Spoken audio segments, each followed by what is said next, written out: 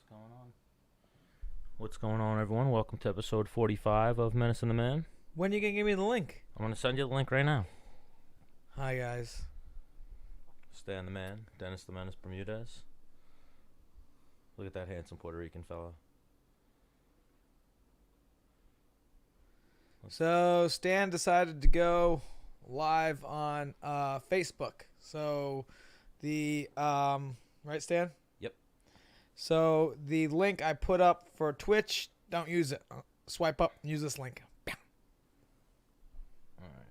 let me see.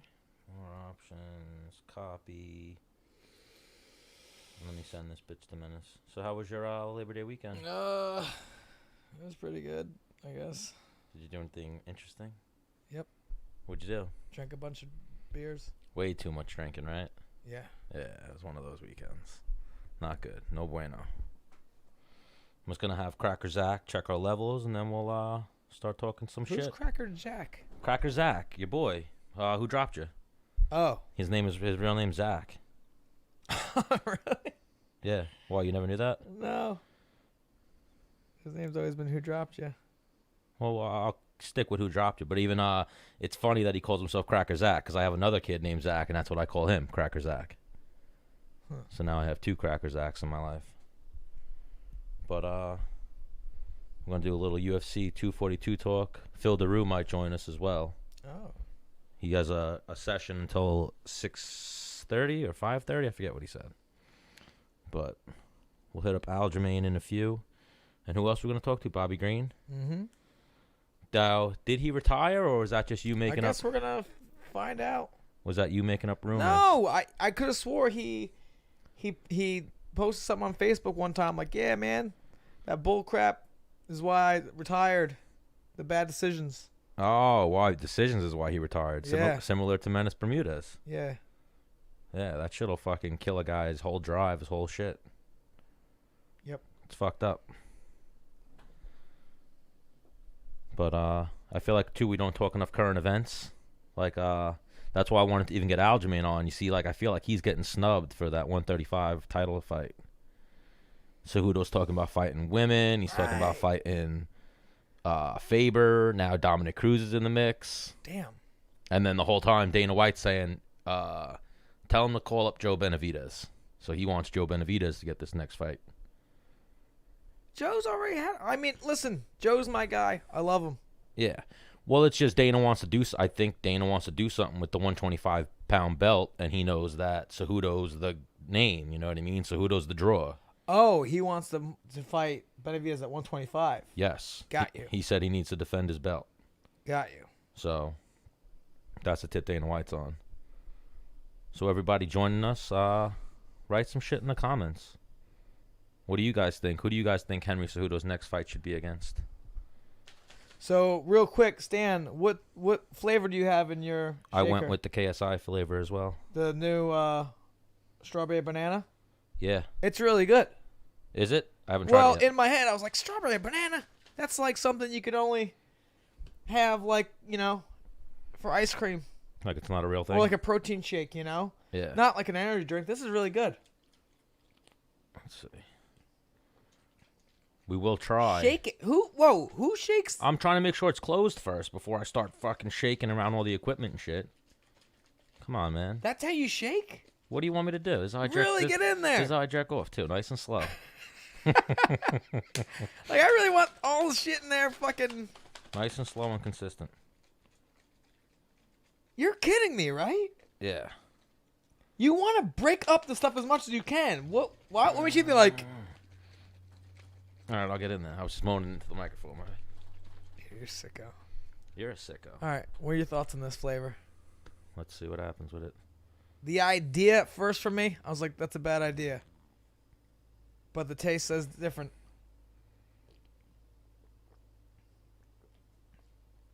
Oh, Aljamain. He said he's probably going to have shitty FaceTime service, but we'll see what happens with it. All right. And then he said, I got to go pick up my car for training. These fucking mechanics are a pain in the ass. This should have been done an hour ago.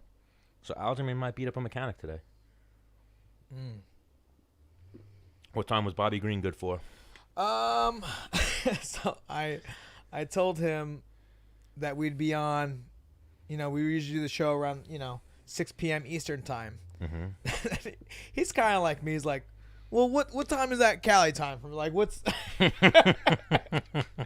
like? Tell me what time you want me on my time, not on I was like, all right, well, subtract the Yeah. subtract 3. Are you excited for this weekend's UFC? It sucks that like so many of the guests that we possibly talked to or had maybe lined up, they're all in fucking Abu Dhabi. So right now it's like 3:00 in the morning in Abu Dhabi. We had Andrea Lee was gonna come back on. We had Bilal and Jared were gonna do a buddy thing, and then once we realized that it was fucking. They're both fighting on the card. No, Jared is just there as his corner man. No, but Andrea Lee is fighting Joanne Calderwood. Bilal is fighting some Japanese dude, I believe. Your boy, do you know Paul Felder at all? Yeah. Paul Felder is the co-main event against Barboza. That's why I thought what's his name would be a dope guest too. Is Phil Daru, because he's got a bunch of he's got the main event and the co-main event in Poirier and what's his name? Poirier and Barboza. Paul Felder's. Where's his record at now? Paul Felder? Yeah. I'm not sure. Let's check. Because I definitely I get the UFC. He works for the UFC, but they're definitely hyping him up, right? Yeah, but he's legit. He doesn't have He doesn't have a shitty record for sure. But didn't he go on like a little 3-fight losing skid? Let me see. Or am I totally? You might be totally off, but you could be totally on. No, he beat James Vick in his last fight. Right, I know that. No, but no, he's definitely won a few. Yeah. Since his little. His little what? Can we find the see if is a losing streak on there or not? Or am I totally? Well, let's see. What was that, Stan? What was what? You're out. There's frogs in here. You're burping in the mic. Well, here also we'll get some Google action going for our fans. No losing streak. Maybe it was a 2. Maybe it was just a 2. Well, Barboza, I heard him saying he wanted to get that fight for a minute, and that would be his first loss of his career. He wanted to get that one back. And then they were training together a little bit in like Philly, New Jersey, wherever they were. And it wasn't good. Let's see. Oh, I'm now noticing my camera will be a little mixed up. They're going to get 2 of me. Oof. Yeah, oof. That's like 2 times the things I don't want to see, Well, we could adjust that. Hear them racing engines out there. Yeah, who's crushing it? Who? Yeah, all right, never mind. Yeah, I don't know. I don't know why. Maybe for. I get it though. UFC's definitely on him. They're high on him because he's an announcer. No, but he beat a lot of really good guys. Yeah, like that's something I think right now. Dominick Cruz might jump the whole fucking line because he works. He's the UFC's guy. He's their announcer. I think he's in Abu Dhabi right now about to call the fights. So, like, the UFC fucking loves him, I'm sure. Like Paul Felder, I'm sure if Paul Felder went on a little fucking run, they're going to put him in the top 5. Yeah. That's just how they're going to do the rankings and whatnot. But, yeah, did you see BJ Penn? We didn't get to talk about that. Oh, it happened, right. like, last week after we finished our episode. But, yeah, BJ Penn, street fighting. He got 2 pieces in the biscuit, right? Well, that was very dumb. What was? Him dropping his hands like, go ahead. Hit me. Hit me. Well, I hear a lot, like, I don't want to, I'm not saying it. Other people say it, that maybe he's into cocaine. Now, the only way I'm letting someone, like, go ahead, hit me, is I'm timing their punch and I headbutt their punch. Yeah. I'm not, like, putting my chin out, like, yeah, go ahead. Have your best shot. I don't know what. Let me put it out for you. Let me pronounce it for you. Bro, I don't know what he was thinking. Because that guy was big. That guy was 2 and change. Yeah. He wasn't little. Yeah, I just said he was big. Well, he was fat. Yeah, which means he's big. Yeah. But you know what I mean. He wasn't like a big jack dude. He actually went for a single leg on BJ, and BJ Penn did that like that old school hop that he's known for. Yeah. Like that's that really good single leg takedown defense he's always been known for. But And then, what was the big guy's thought process? Like, you know what? Let me take him down. I mean, BJ did a report, and BJ said, like, or at least put out a statement and said that the guy was, like, fucking following him or something. So I don't know why you would follow BJ Penn, like, trying to pop off to him. I tell you what, if I beat someone up, I'm going to tell people he was following me, wouldn't leave me alone. Yeah, I guess. Right? Like, Yeah. But, like, I mean... I told the guy, leave me alone. He kept following me. It's just tough. Like, I mean, I could use you as an example. Like, I don't know if you really miss fighting. I've heard you say you don't really miss fighting. But, like, I know, like, for him, I think that it's now he's not on top of the world. You know, at one point he was BJ fucking Penn, and, like, the world kind of, like, fucking sweated him, if you will. And now it's, like, completely different. You know what I mean? Yeah. Yeah, I know exactly what you mean, Stan. Yeah, so it's fucked up. One, you know, One what? 1 second you're BJ King Penn. Tut. Next thing, you're a mummy. Yeah, precisely. But yeah, it's not giving me the option Option for what, Stanley? to FaceTime Aljamain. So I'm trying to figure this out. How'd you FaceTime me earlier? Your number's in my thing, and I FaceTimed you. His number's not in your thing? No. Not in my computer. It's in my phone. Oh. Well, we got to get, you know, before every episode, we got to have the calling list written down, This is true. numbers typed in, computer updated. This is true. Well, it'll let me call him. It won't let me do the other thing. Yeah, Phil Daru said he's coaching until 6, so we'll get Phil Daru on as well. So, I mean, Aljamain's saying a phoner will be no problem. He thinks he's going to have bad service. Should we try just the phoner, or do we do the Yes. FaceTime? All right, we'll just go Listen, you're the producer. phone. All right, well, then I just fucking show up here and talk. you just show up and talk shit?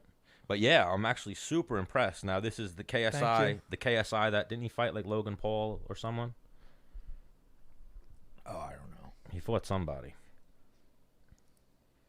He's from, like, London. He's a big gamer. Yeah. Or YouTuber or some shit. Let me see.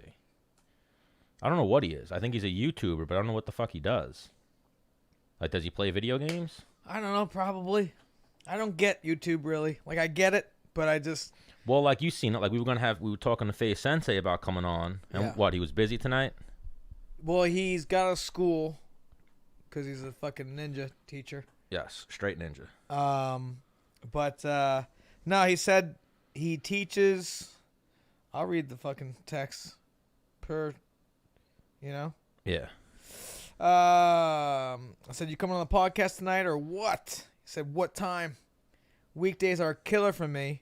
Tuesday, I teach until 8:30. Then I have football practice till 10. And I said, PM? He said, yes.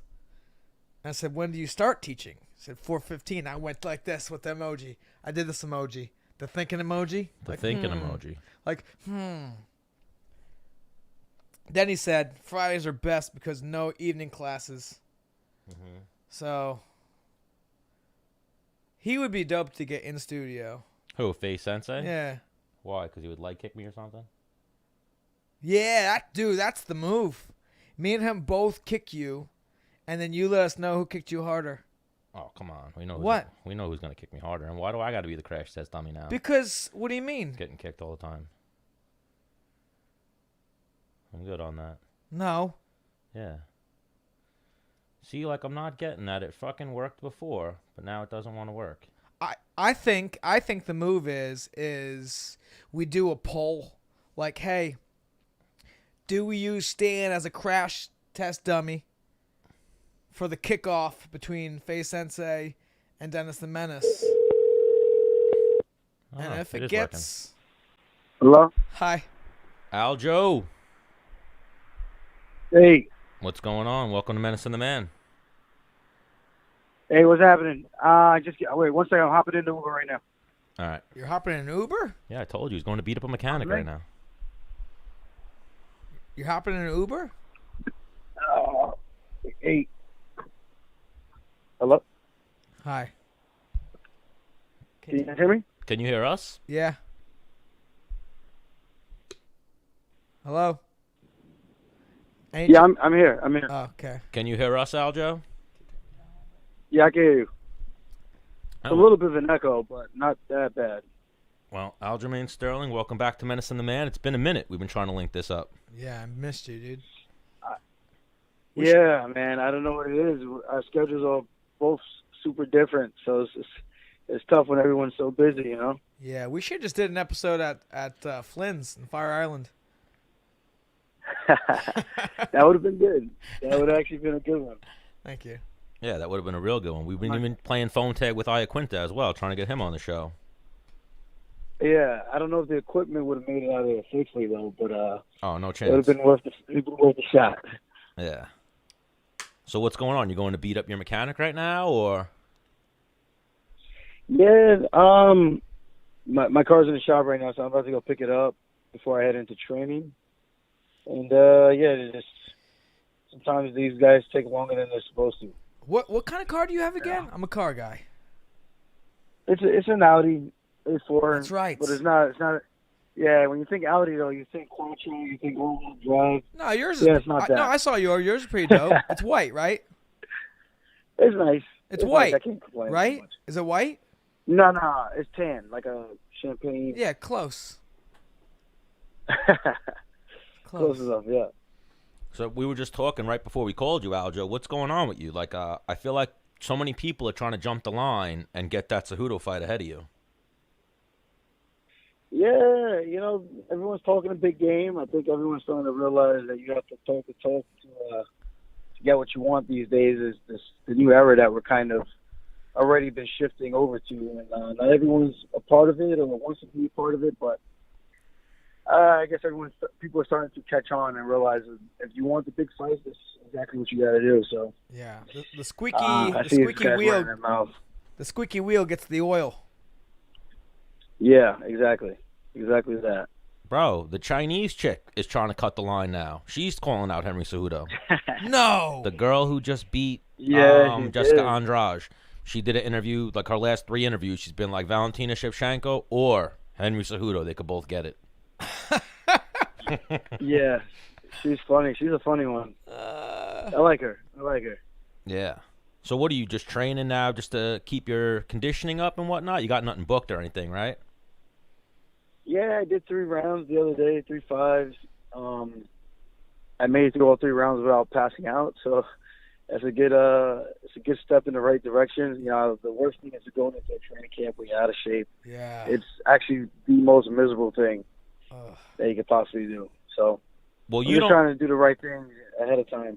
you don't stop, right? Like you train year round. You're not one of those guys who takes time off. He's just doing maintenance right now. Yeah. Yeah, exactly. I do. I train year round, but I do take some time off if I go on a vacation or something. But if I'm just home and I'm not beat up, I'll go to the gym. But I'm not doing 2-a-days and things like that. Right. Where I'm like really pushing the envelope. I'm more so just kind of maintenance for fun and just teaching, just staying involved, keeping my mind somewhat engaged. Oh, for sure. And you guys got some big things coming up. You got Weidman versus Dom Reyes. We've been playing phone tag with Weidman, too. No, I'm sick of him. You tell him I'm sick of him. All right, because I text him, and he doesn't text me back. All right? Chris Weidman, this is a call-out. I'm sick of him. Yeah, he's the worst. He has his phone in his hand, and you text him. He looks at his phone, he puts it down, or he starts playing Clash of Clans or something. Is I'm he like, still yo, playing bro, Clash of he Clans? just- Or is he on Clash Royale When? now? Does he still play Clash of Clans, or is he on Clash Royale now? Or you don't know? I don't know. I don't really know. I don't know if he's still playing that. I know he's a Fortnite guy. I know he plays a little Call of Duty. I'm more of a Smash Brothers type of guy, I got that, too. I'll smash it up with you, bro. You know? I mean, I'm not very good, but I try hard. Are you a Yeah. gamer, Aljo? I feel like I don't really see you involved in the video game scene too much. Man, I used to be a ton. It's just with MMA, it takes up so much time, and then having a girlfriend, it takes up so much time. Yeah. And then trying to watch all your favorite TV shows takes up so much time. Oh, my So, God. It's a hard knock life. It's a hard knock life. What's your favorite TV show right now? Right now, I'm into Power. I mean, it's the last season. I've been watching Empire, Power, Suits, 911. I just started Californication.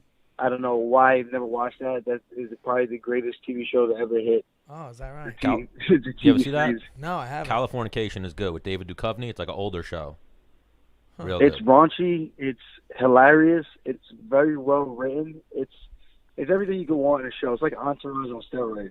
And I fuck with some Power. Menace don't watch Power either. I tell everyone that I talk to they should watch Power. Power's a really good show. Like when I watch TV shows, I want something that I don't know. It's gonna make me laugh. I don't want serious shit because I only watch like Netflix before I'm getting ready for bed, and I don't want something that's gonna have me like, oh man, like what happened next? Like let me stay up for the next episode so I find out what happened next. Well, Power's like drama, but it's got like dark comedy in it. It's got some funny shit, some funny moments. Like I guess oh fuck, what's the name of the goddamn? I couldn't even tell you now. Of what? I'm trying to think of the one show where like the family are all degenerates, and the oldest sister like takes care of them all, and she's like a slut. Oh, Shameless? Shameless, yeah, that's as like serious as it gets for me. That's a great description. You know, the older sister's like a slut, you know?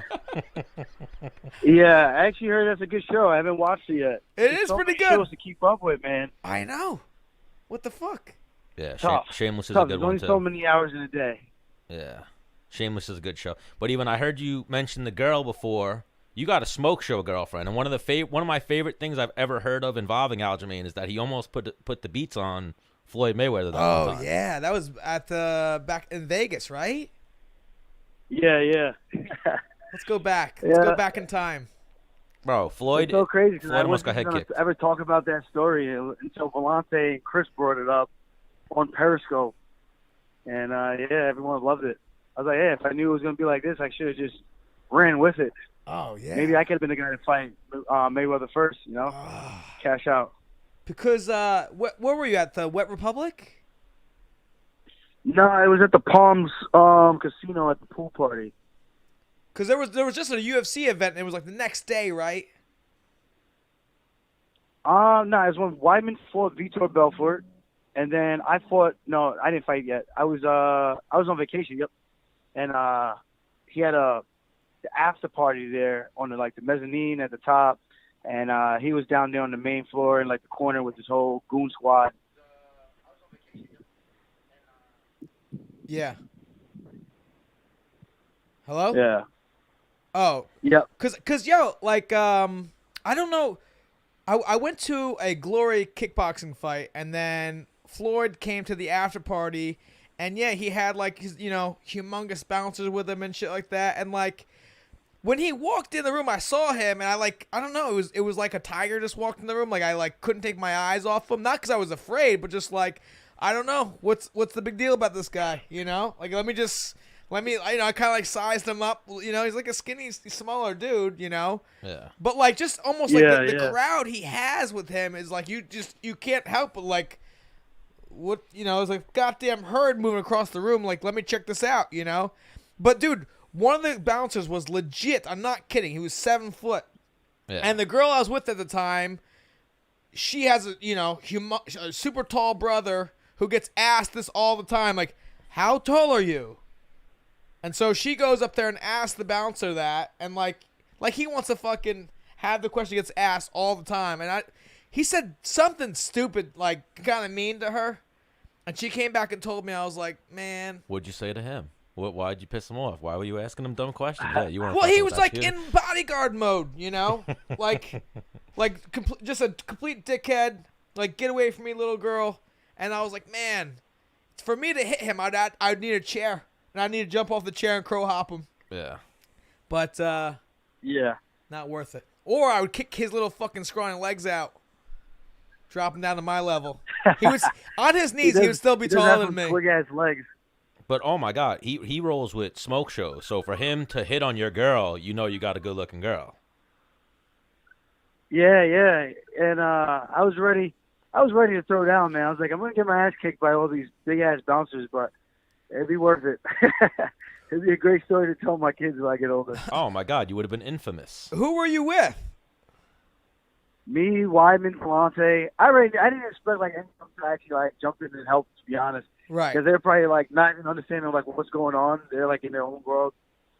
Weidman's on the cloud nine, just finished Vitor Belfort in the first round. Volante's just Volante. Right. He doesn't know what's going on fucking anytime. Yeah. I'll tell you this, though, Aljo. I would have got beat up by the bouncers, too. Right there along with you. I would have been like, don't fuck with Aljo. Oh, Stan definitely would have. I would have bit somebody's leg. I would have bit one of their legs, bit their ankle off or something. But you know what it is, too. Even the guys, remember when Conor fought them and those, the guys who Conor called, juice head turkeys, those guys can't fight. Yeah. Even, they're just big dudes. You don't want to get hit by them. You don't want them to put their hands on you, but at the same time, I don't think they can really fight. Yo, Aljo, I was doing that to Stan when we were in Fire Island. Any guy that was kind of jacked or on some sauce, I'm like, yo, Stan, that guy will whoop your ass. Stan, no chance. You did that this weekend. You do that every time me and you hang out. Oh, that guy will fuck you up. No, he won't. He gets so worked up. I did. I did, especially when I'm drunk. Absolutely. I don't want to think some fucking jerk off who never trained a day in his life can kick my ass. I'm not gonna ever admit that. Right. So hang on. So Aljo, do you have because right now your posts that you've been coming out with for Cejudo, I'm really digging them. I like them. I think they're kind of funny. Is somebody making those for you, or stuff? Yeah, or are you doing that yourself? No, someone's making them and then they're sending them, and I'm just running with it, coming up with my own captions, and that's where I seem to shine. I shine in the caption department. Yeah. That's what all my friends tell me. So they'll have a picture and they ask me what to write. I'm like, Jesus, man. I guess I'm the caption king or something. But yeah, it's always these guys are funny, man. They're coming up with I'm not skilled enough to make that type of stuff on Photoshop with all that. That's very creative. That's a different type of art. So if you're making some dope art with Aljamain taking on Cejudo, DM him to Aljamain. He'll put him up with a catchy caption. Yeah. So now, what's your timeline? What are you looking for? When's your next fight? When do you want your next fight to be?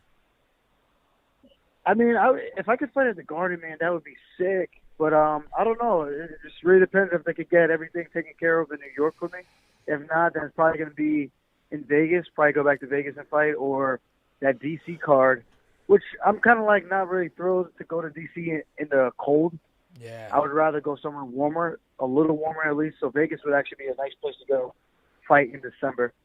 I like Vegas. I usually have pretty good luck in Vegas. So I think that would be the next ideal timeline, around November, December. And what are we thinking? Interim title fight with Peter Yan? I mean, that would be ideal. I get paid more money if it's an interim title. I'm not sure if the UFC wants to pay more money or do another belt. I think it would make sense. Stir up the interest, but I don't know. I don't know what these guys are planning to do. I feel feel like go into their little war room and start throwing stuff on the wall and see whatever sticks, I guess. Yeah, and I was saying to Menace, it seems like now Dominick Cruz is in the mix because he's starting to talk shit. He's trying to come back. Urijah Faber just won a fight, and they're putting him in the mix. I feel like people are jumping ahead of you. It seems, which is fucked up. Yeah, I don't see how Dom should be in a mix of anything. He should be, I don't know, he should be working on his vocals or something behind the desk, because the guy hasn't won a fight since 2016. I don't think he deserves to fight anybody in the top 5. Well, even that. I understand he's a big name, but he hasn't won a fight in God knows how long. So that's my stance on him. Is it interim title fight or bust, or would you take on Urijah or Cejudo if they offer you that? That's what I was going to say, man. I think he should just go Colby Covington style and just start calling out everybody that's trying to get a title fight, call them out. Yes. Yeah, I don't know. I don't know what you got to do these days, man. I guess I got to wear a MAGA hat, something. Bro, don't do it Gregor Gillespie style. That would be hysterical if I went that route. Aljo, did you see Gregor's call out? Yeah, he called out Pettis. Anthony Pettis. Yeah, and Chael Sonnen ripped him apart for it. Not maliciously, but was like, oh my. He called it the worst call out in MMA history. Yeah, yeah. I guess everyone's saying I should call someone out. I guess if I'm going to do this, I'm going to give this a shot, guys. Here goes nothing. Anthony Pettis, put him up. Well, like the funniest thing too I is think like you're a good fighter. the first thing that Menace was like, there was no milk in the cereal. And then Yeah, that was. when I watched the Chael video, that's all everyone commented on. Who eats cereal dry? Like, I don't trust this guy. You got to put milk in cereal. I don't trust this guy. Yeah. Oh, it was too funny. But yeah, knowing Gregor can talk shit if he talks a little bit, but I feel like that just wasn't his best No, he work. doesn't. What do you mean he talks shit? But he's got his fighting, he's super confident, Gregor, in his ability. He needs to talk like that. Like he should have been like Anthony Pettis. Pretty much. You can't stop my takedown. So if you want to get roughed up again, then you can fight me or something like that. You know what I mean? Yeah. And like I said to you, he should have just been like Conor McGregor. You can't wrestle. I'll fucking maul you. Yeah, that would make more sense. Yeah. He said he wanted to make his first call out count, and he called out a guy with a broken really foot. Do a good job. Yeah, At a different weight class. Yeah, I think he should have called out Conor or the Felder Barboza winner or the loser of Poirier. You know, if Poirier loses or Khabib, he should have been like, I want you guys go high so that way you'll get, something. Yeah. Like he just went nowhere calling out Pettis. Now he got some a little bit of fame from Chael. Oh gosh. I agree. For me, it's a little bit of a mixture of I don't know how much is too far that I'm willing to personally want to go. I think at the end of the day, like Colby Covington, he's doing it. We all know it's a show for the people who are at least smart with half a brain. There's got to be a certain degree of how much of yourself you're willing to give up just to try to cash out a couple extra dollars. But I like what I'm doing, trying to be funny about it. At the same time, still calling my shot and going about it like that. Oh, you're killing it. I just think that, just somehow, like all these other guys, I guess just because their name value. Like we were saying how, like, Dominick Cruz, he works for the UFC. He's their commentator. So whenever he's ready to fight, they'll probably throw him that bone. You know what I mean? Like, oh, yeah, how about Cejudo, Yeah, well, he's going to sell the fight, so... Yeah. I guess they're looking at it like that, former champion. I do get it, but at the same time, it's kind of like, dude, you haven't won a fight. You want to fight first. Bro, I think but your next video should be Dominick Cruz. If you're talking about a fight, I'll see you in November at Madison Square Garden. That would actually be a good one, actually. Great one. I did call the guy out like 3 times already. Oh, or Urijah, too. I think one of those two guys, because they're trying to cut the line. You should be like, the line forms right behind me, so. But, yeah, what kind of Uber are you taking right now? A long one? Are you still driving in the Uber? No, I'm here now. I'm just waiting to grab the car right now. And the car is in front of me. What's his word? Is your car ready? Yeah. Oh, I'm nice, about to pick it up right now. What kind of? Then go start strangling some people. And what's tonight? Tonight's that famous jiu-jitsu class at Sarah's, right? Yeah, I was going. Aljamain invited me down there when I was still in it. Fucking those guys are all killers, man. Yeah. It's not a game. Sarah BJJ. Well, no, because like I couldn't even like work because I'm just defending like not getting tapped out. I'm like, damn, I can't. How can I control a guy if I can't? I'm trying to learn here, people. Yeah. Jesus. But yeah, they got some fucking studs there. Matt's a legend in the game. He's been killing it, producing really good guys. Yeah. And even Aljo, I saw you got your black belt recently, right? Yeah, I got my black belt. That's fucking amazing. Congratulations on that one. What'd you get at a barbecue, right? I got. Did we lose you? Oh, I think we lost him. He's busy, man. No, I'm hearing no audio at all. Did we lose him? Check your damn phone. Well, it's on my laptop. Oh, all right. Let's All right, Aljo. I think we lost you. We'll talk to you later. All right, we'll talk to you soon. You have a great training session. And yeah, well, I want to do we'll do an episode in the future. I want to combine. Hang up. Menace and the Man meet the weekly scraps. That's right. His show. Hey. Oh, my bad, guys. I'm about to pull my car off for you're good, practice man. Right now. We just said goodbye to you. Yeah, we thought we dropped you. We'll haul you later, all right?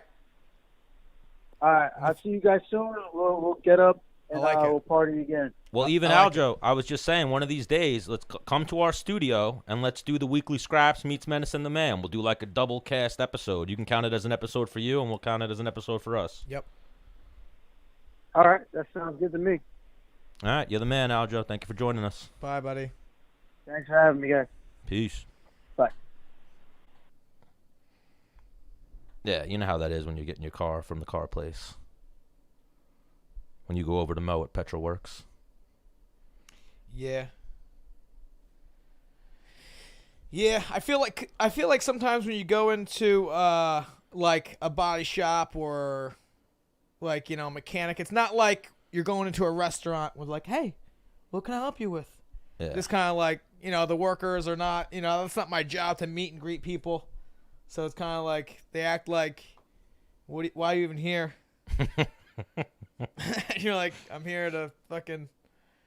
Do you just he's ready to rock and roll if you want to. Who, Bobby Green? Yeah. All right, I'll pop him in there.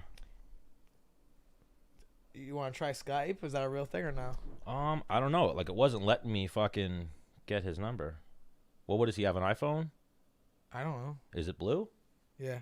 Yeah. So I'll try to FaceTime. I'll see if it'll let me. Let me see. Or kick me his number. Here, just have a look. See, I'll just start rapping and tapping. No, but Stan, I decided after this weekend, I'm gonna start. Fitness is my jam. I'm gonna get that back going again. Get fucking jacked. Fitness? Ripped. Yeah. Why? Just because I feel this weekend I was just like fucking a piece of shit? a piece of shit. That's true. Yeah. I mean, I didn't eat a whole lot this weekend, but I feel like I drank enough. Bro, I got a burger one of those nights. You ate all my fucking fries. What are you talking about? That one night. You ate all my fries. There wasn't a lot of fries. You ate my whole you ate half of my meal. And then you were trying to get my burger. No, you gave me one. But no, don't. Listen, Stan, I was doing you a favor. Where are you? Maybe I want to be fat. No, you don't. Yeah, I don't. Jesus. So how do you know Bobby Green? We fought on a few cards together, and we're Facebook friends. Oh, Yep. so it's real. Yeah. All right. Yeah, a couple of Facebook friends. Let's see how this works now. Yeah, it'll let me do him now, but it wouldn't let me do fucking what's his name. That's so stupid. Let's give him a try. Oh, Skype? Nope, FaceTime. Sorry. Well, same thing. Oh, shit. Oh! There we go. The big dog. What's up with it? What up, fam? Bobby Green, Yeah. welcome to Menace and the Man. Man, is that what the podcast is called? Minnesota Man? Menace and the Man. See, I'm the Menace Menace. and the Man. Menace and the Man. Yep. And this is Stan the Man. So I know who Menace is. Let me see who the Man is. Nah, he's a loser. This guy, his chubby friend. Born loser. Nah, I'm Tell me alright. about yourself, Sam. Who is Sam? How'd you find him, Menace? Stan,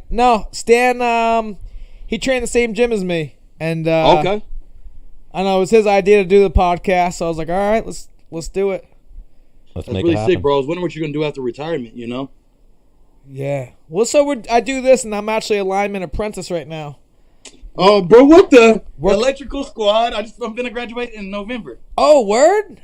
Yeah, hang I on. graduate in November. That's what. Hang on, cause Stan, I was like, no, I'm pretty sure Bobby retired, and he was like, no, I don't know. Yeah, I retired and shit. Just because, like, and that's a good thing that we can talk about on the podcast, you know? We're rolling retirement right now. itself. We're rolling right now. We rolling? Yeah. Oh shit! Okay. Is there anything I cannot say or cannot do? No. Let me Do know whatever now. you want. Ain't no cursing. No. Bobby Green, say whatever the fuck you want. And there the fuck we go. Okay, there we go. Shit. So, retirement. You know what I'm saying? I just was going through a place where, at that time, I think I was supposed to fight Clay Guida.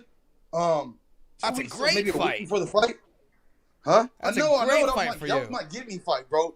I was gonna fuck Clay up. Okay, I was gonna fuck Clay's life up. Okay, and a week or two before the fight, I blow my knee out. I have to get surgery. So I get surgery. I'm getting ready for my next fight, and 2 weeks before that fight, I blow my knee out again. Damn. That's two surgeries within 4 months. So I had these 2 surgeries. I'm like, man, no matter what it is, I'm gonna make it back. I'm gonna make it back. I make it back. I'm fighting Jakar. Close. Jakar is kind of a friend of mine. I train with them. I know the guy. Yeah. But it is what it is. I guess UFC lined us up. Family. We're gonna line it up. I guess business. So we're gonna line it up. Okay. So now I'm getting ready to fight Jakar. I walk around about maybe 190 pounds, bro. You know what I mean? So my weight cuts are pretty nasty. I passed out twice trying to make weight.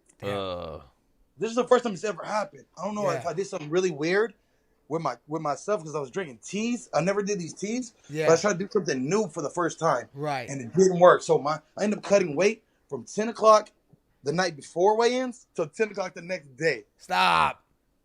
Bro, I spent 12 hours trying to cut weight. Damn. It's just nasty, bro. I didn't sleep at all that night. I literally spent all night trying to make weight. Damn. So I'm going through all this craziness, and I tell my coach, if we lose this fight, I'll retire. If we lose, I'll retire. I just said it, and I'm a person that, like, I feel like I got to kind of back up what I say, you know? Yeah. So I'm like, but I'm thinking in my head, there's no fucking way we can lose this fight. I'm going to fuck this kid up, you know? Right. Fight happens, whatever, whatnot. We get done. I look at the scorecards. I got almost double the numbers he got. Here we go. You're preaching the choir, my dude. You know what I'm saying? I got more takedowns. He got no takedowns. I got ground time. I was pounding this guy out. I got submission attempts. I got everything more than he's got. Everything. All the kid was doing was leg kicks. And I kicked him more times than he kicked me.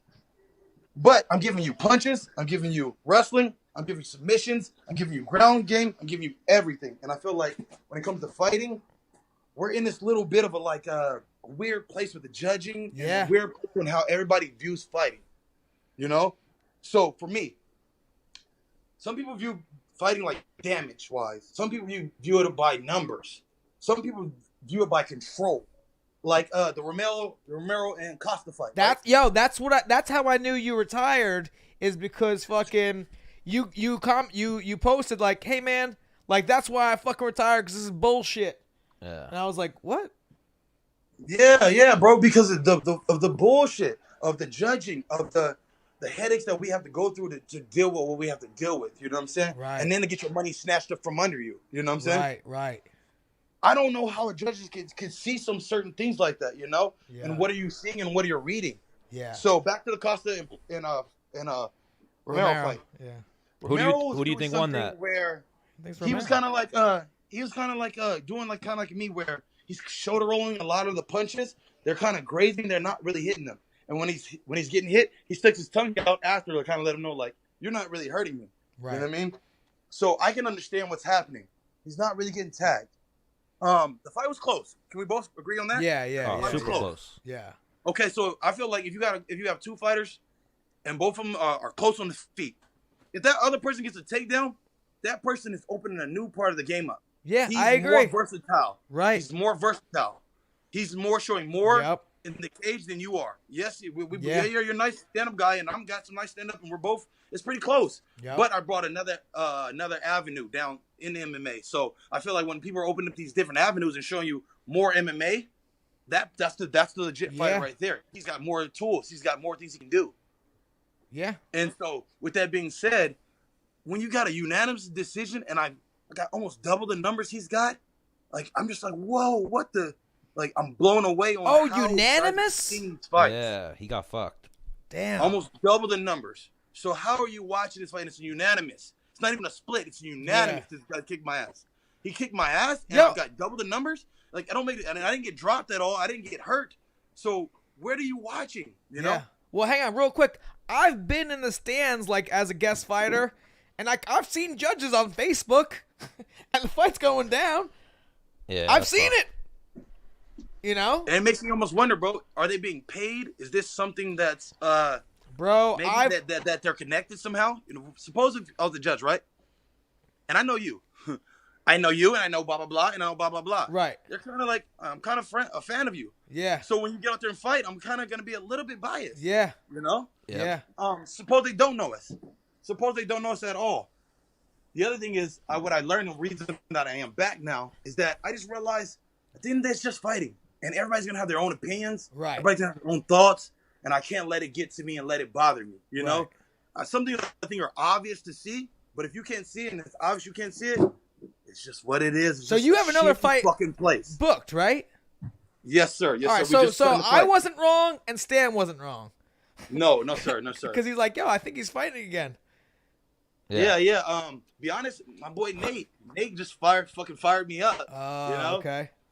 Diaz came back. I'm like, man, it's like it's the time of the real and shit. Like I felt like everybody, like you retired, Bisping retired, I retired. Yeah.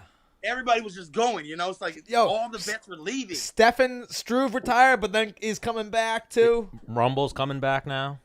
Yeah, so now all the season of all the real is coming back. Like, man, we're missing all the real fights right now. I feel like we're missing this new pocket of like the guys that bring that real fight to you know? Yeah. A Nate Diaz type guys, you know?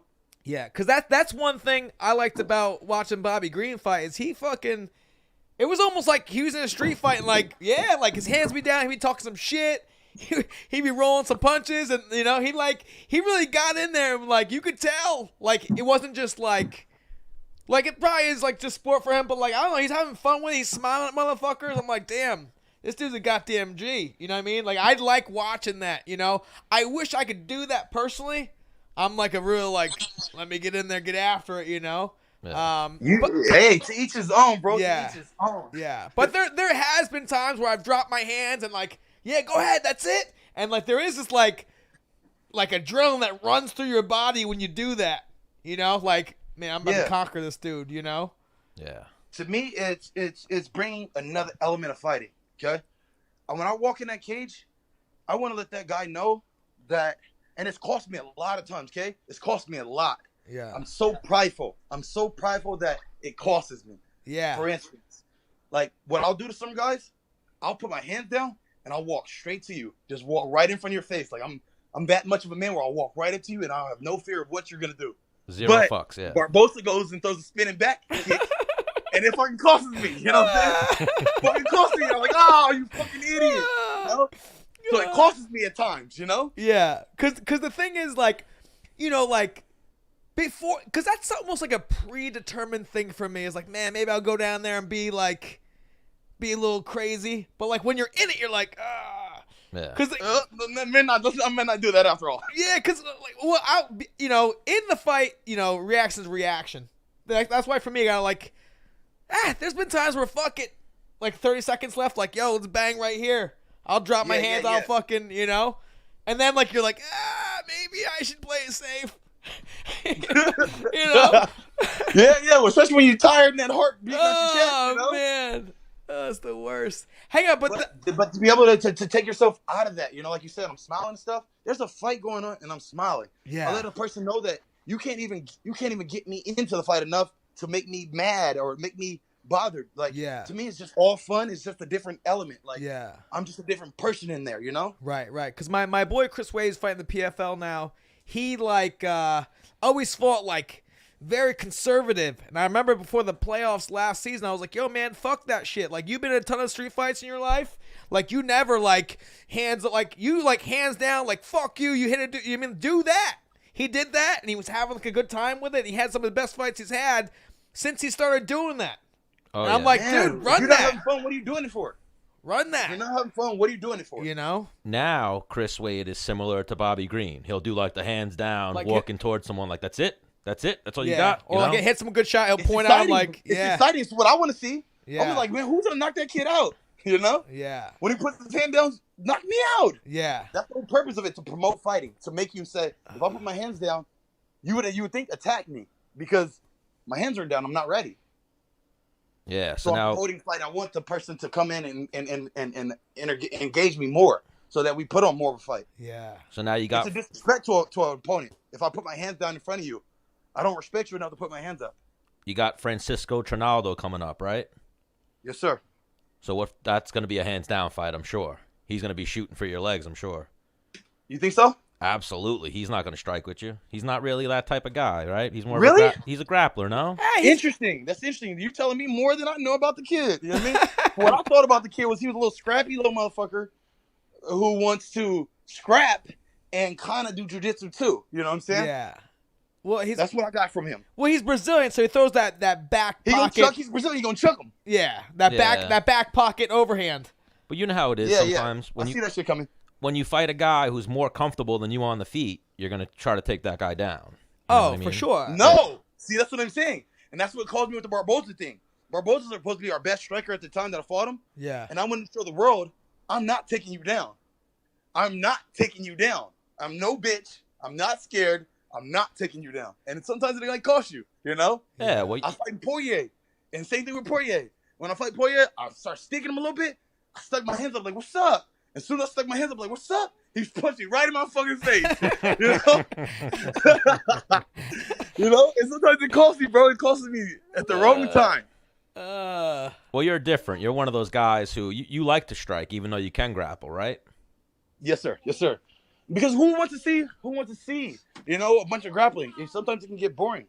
Now it's tough because, like, you know, when I was in the UFC, I wanted to become the champion. You know, and that's like the more secure line than fucking striking. I know where you're heading with that. I know what you're heading with that. That's what everybody tells me. Everybody's saying win, just win. Yeah. You know, go in there and take guys down and win. Yeah. But no, that's not exciting, okay? And I'm not interested in no win, okay? I don't care about win or loss. I care about exciting fights. Yeah. Okay?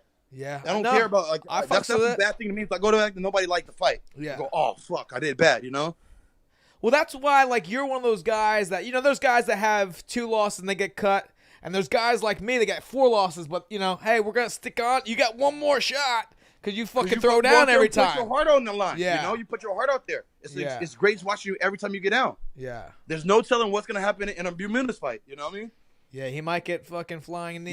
You might knock a guy out. You might choke a guy out. You don't know what the guy's going to do. You know what I mean? Yeah. But we know you're going to fight. Yeah. We know you're going to fight. Yeah. Oh, for sure. Bobby Green's one of those guys, too. The UFC will keep bringing him back because he bangs. He goes after Well, him. and not only does Bobby bang, one of the things I've always liked about watching you fight is how smooth he was while he was. Yeah. You know what I mean? It never looked like you were, like, biting down and throwing. It just was just like, boom, boom, fucking left kick. You know what I mean? I'm like. Yeah, bro, I don't throw no power into any of my shots. You know, I'm not trying to knock anybody out. I'm not, like, be honest, I don't even want to hurt anybody. Yeah. I just want to show people that I'm better. Right. You know? Yeah. I don't want to hurt you. I want you to be able to give out and get your money and live and do your thing. Yeah. I just want to show people that I'm better technically than him, you know? Who you training with now? Who am I training with? Yeah. I'm training with myself, okay? Okay. I train with myself. I mess around with a bunch of different guys. I got a lot of little homies. Nate is my only big homie. Okay. And I'm supposed to go up there and mess with him at some point in time during this camp. So I'm going to go up there and see Nate. Besides that, shit, I don't really fuck with nobody, really. I got, like, Darian Caldwell. Okay. He's over in Bellator. Yep. I'm working with him right now. Jamal Emery's, he's up-and-comer. I got a lot of little up-and-comer homies and shit that I'll be working with. You know what I mean? But as far as, like, anybody in the actual grind, I don't really fuck with too many cats. I was thinking about hitting up Chelsea. Me and Chelsea are cool. Then I'm going to go fuck with him for a little bit. Yeah. You know what I'm saying? So just bigger guys like Diaz and Chelsea. Yeah. Oh, you ever think about going up to 70? The Syndicate? No, to 170. Oh, 170. Yeah. I was trying to fight Mike Perry's bitch ass.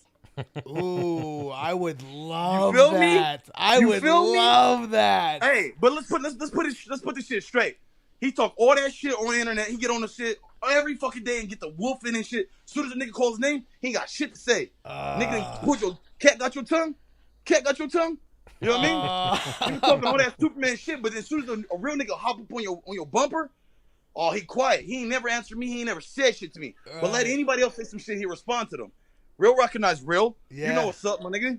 So I didn't have no problem with Mike. Mike was cool. I love Mike. I like what Mike does, and Mike's another real nigga in the game. But Mike came out and said some shit. Mike said, I'm 2% black, and I get to say nigga now. And ain't nobody gonna do nothing about it. That's what got me problem. That's what got me how I was like, ain't nobody gonna do nothing about it. I'm like, what? So he got on live with Tyrone Woodley, and he's saying this shit in front of Tyrone, like, yeah, I can say nigga. Yeah, and what? And nobody gonna do nothing. And I could see Tyrone was the champ at the time, so he can't really touch you. But Neil Magny, you know what I'm saying? Ustin, all this shit, y'all ain't saying nothing to this nigga.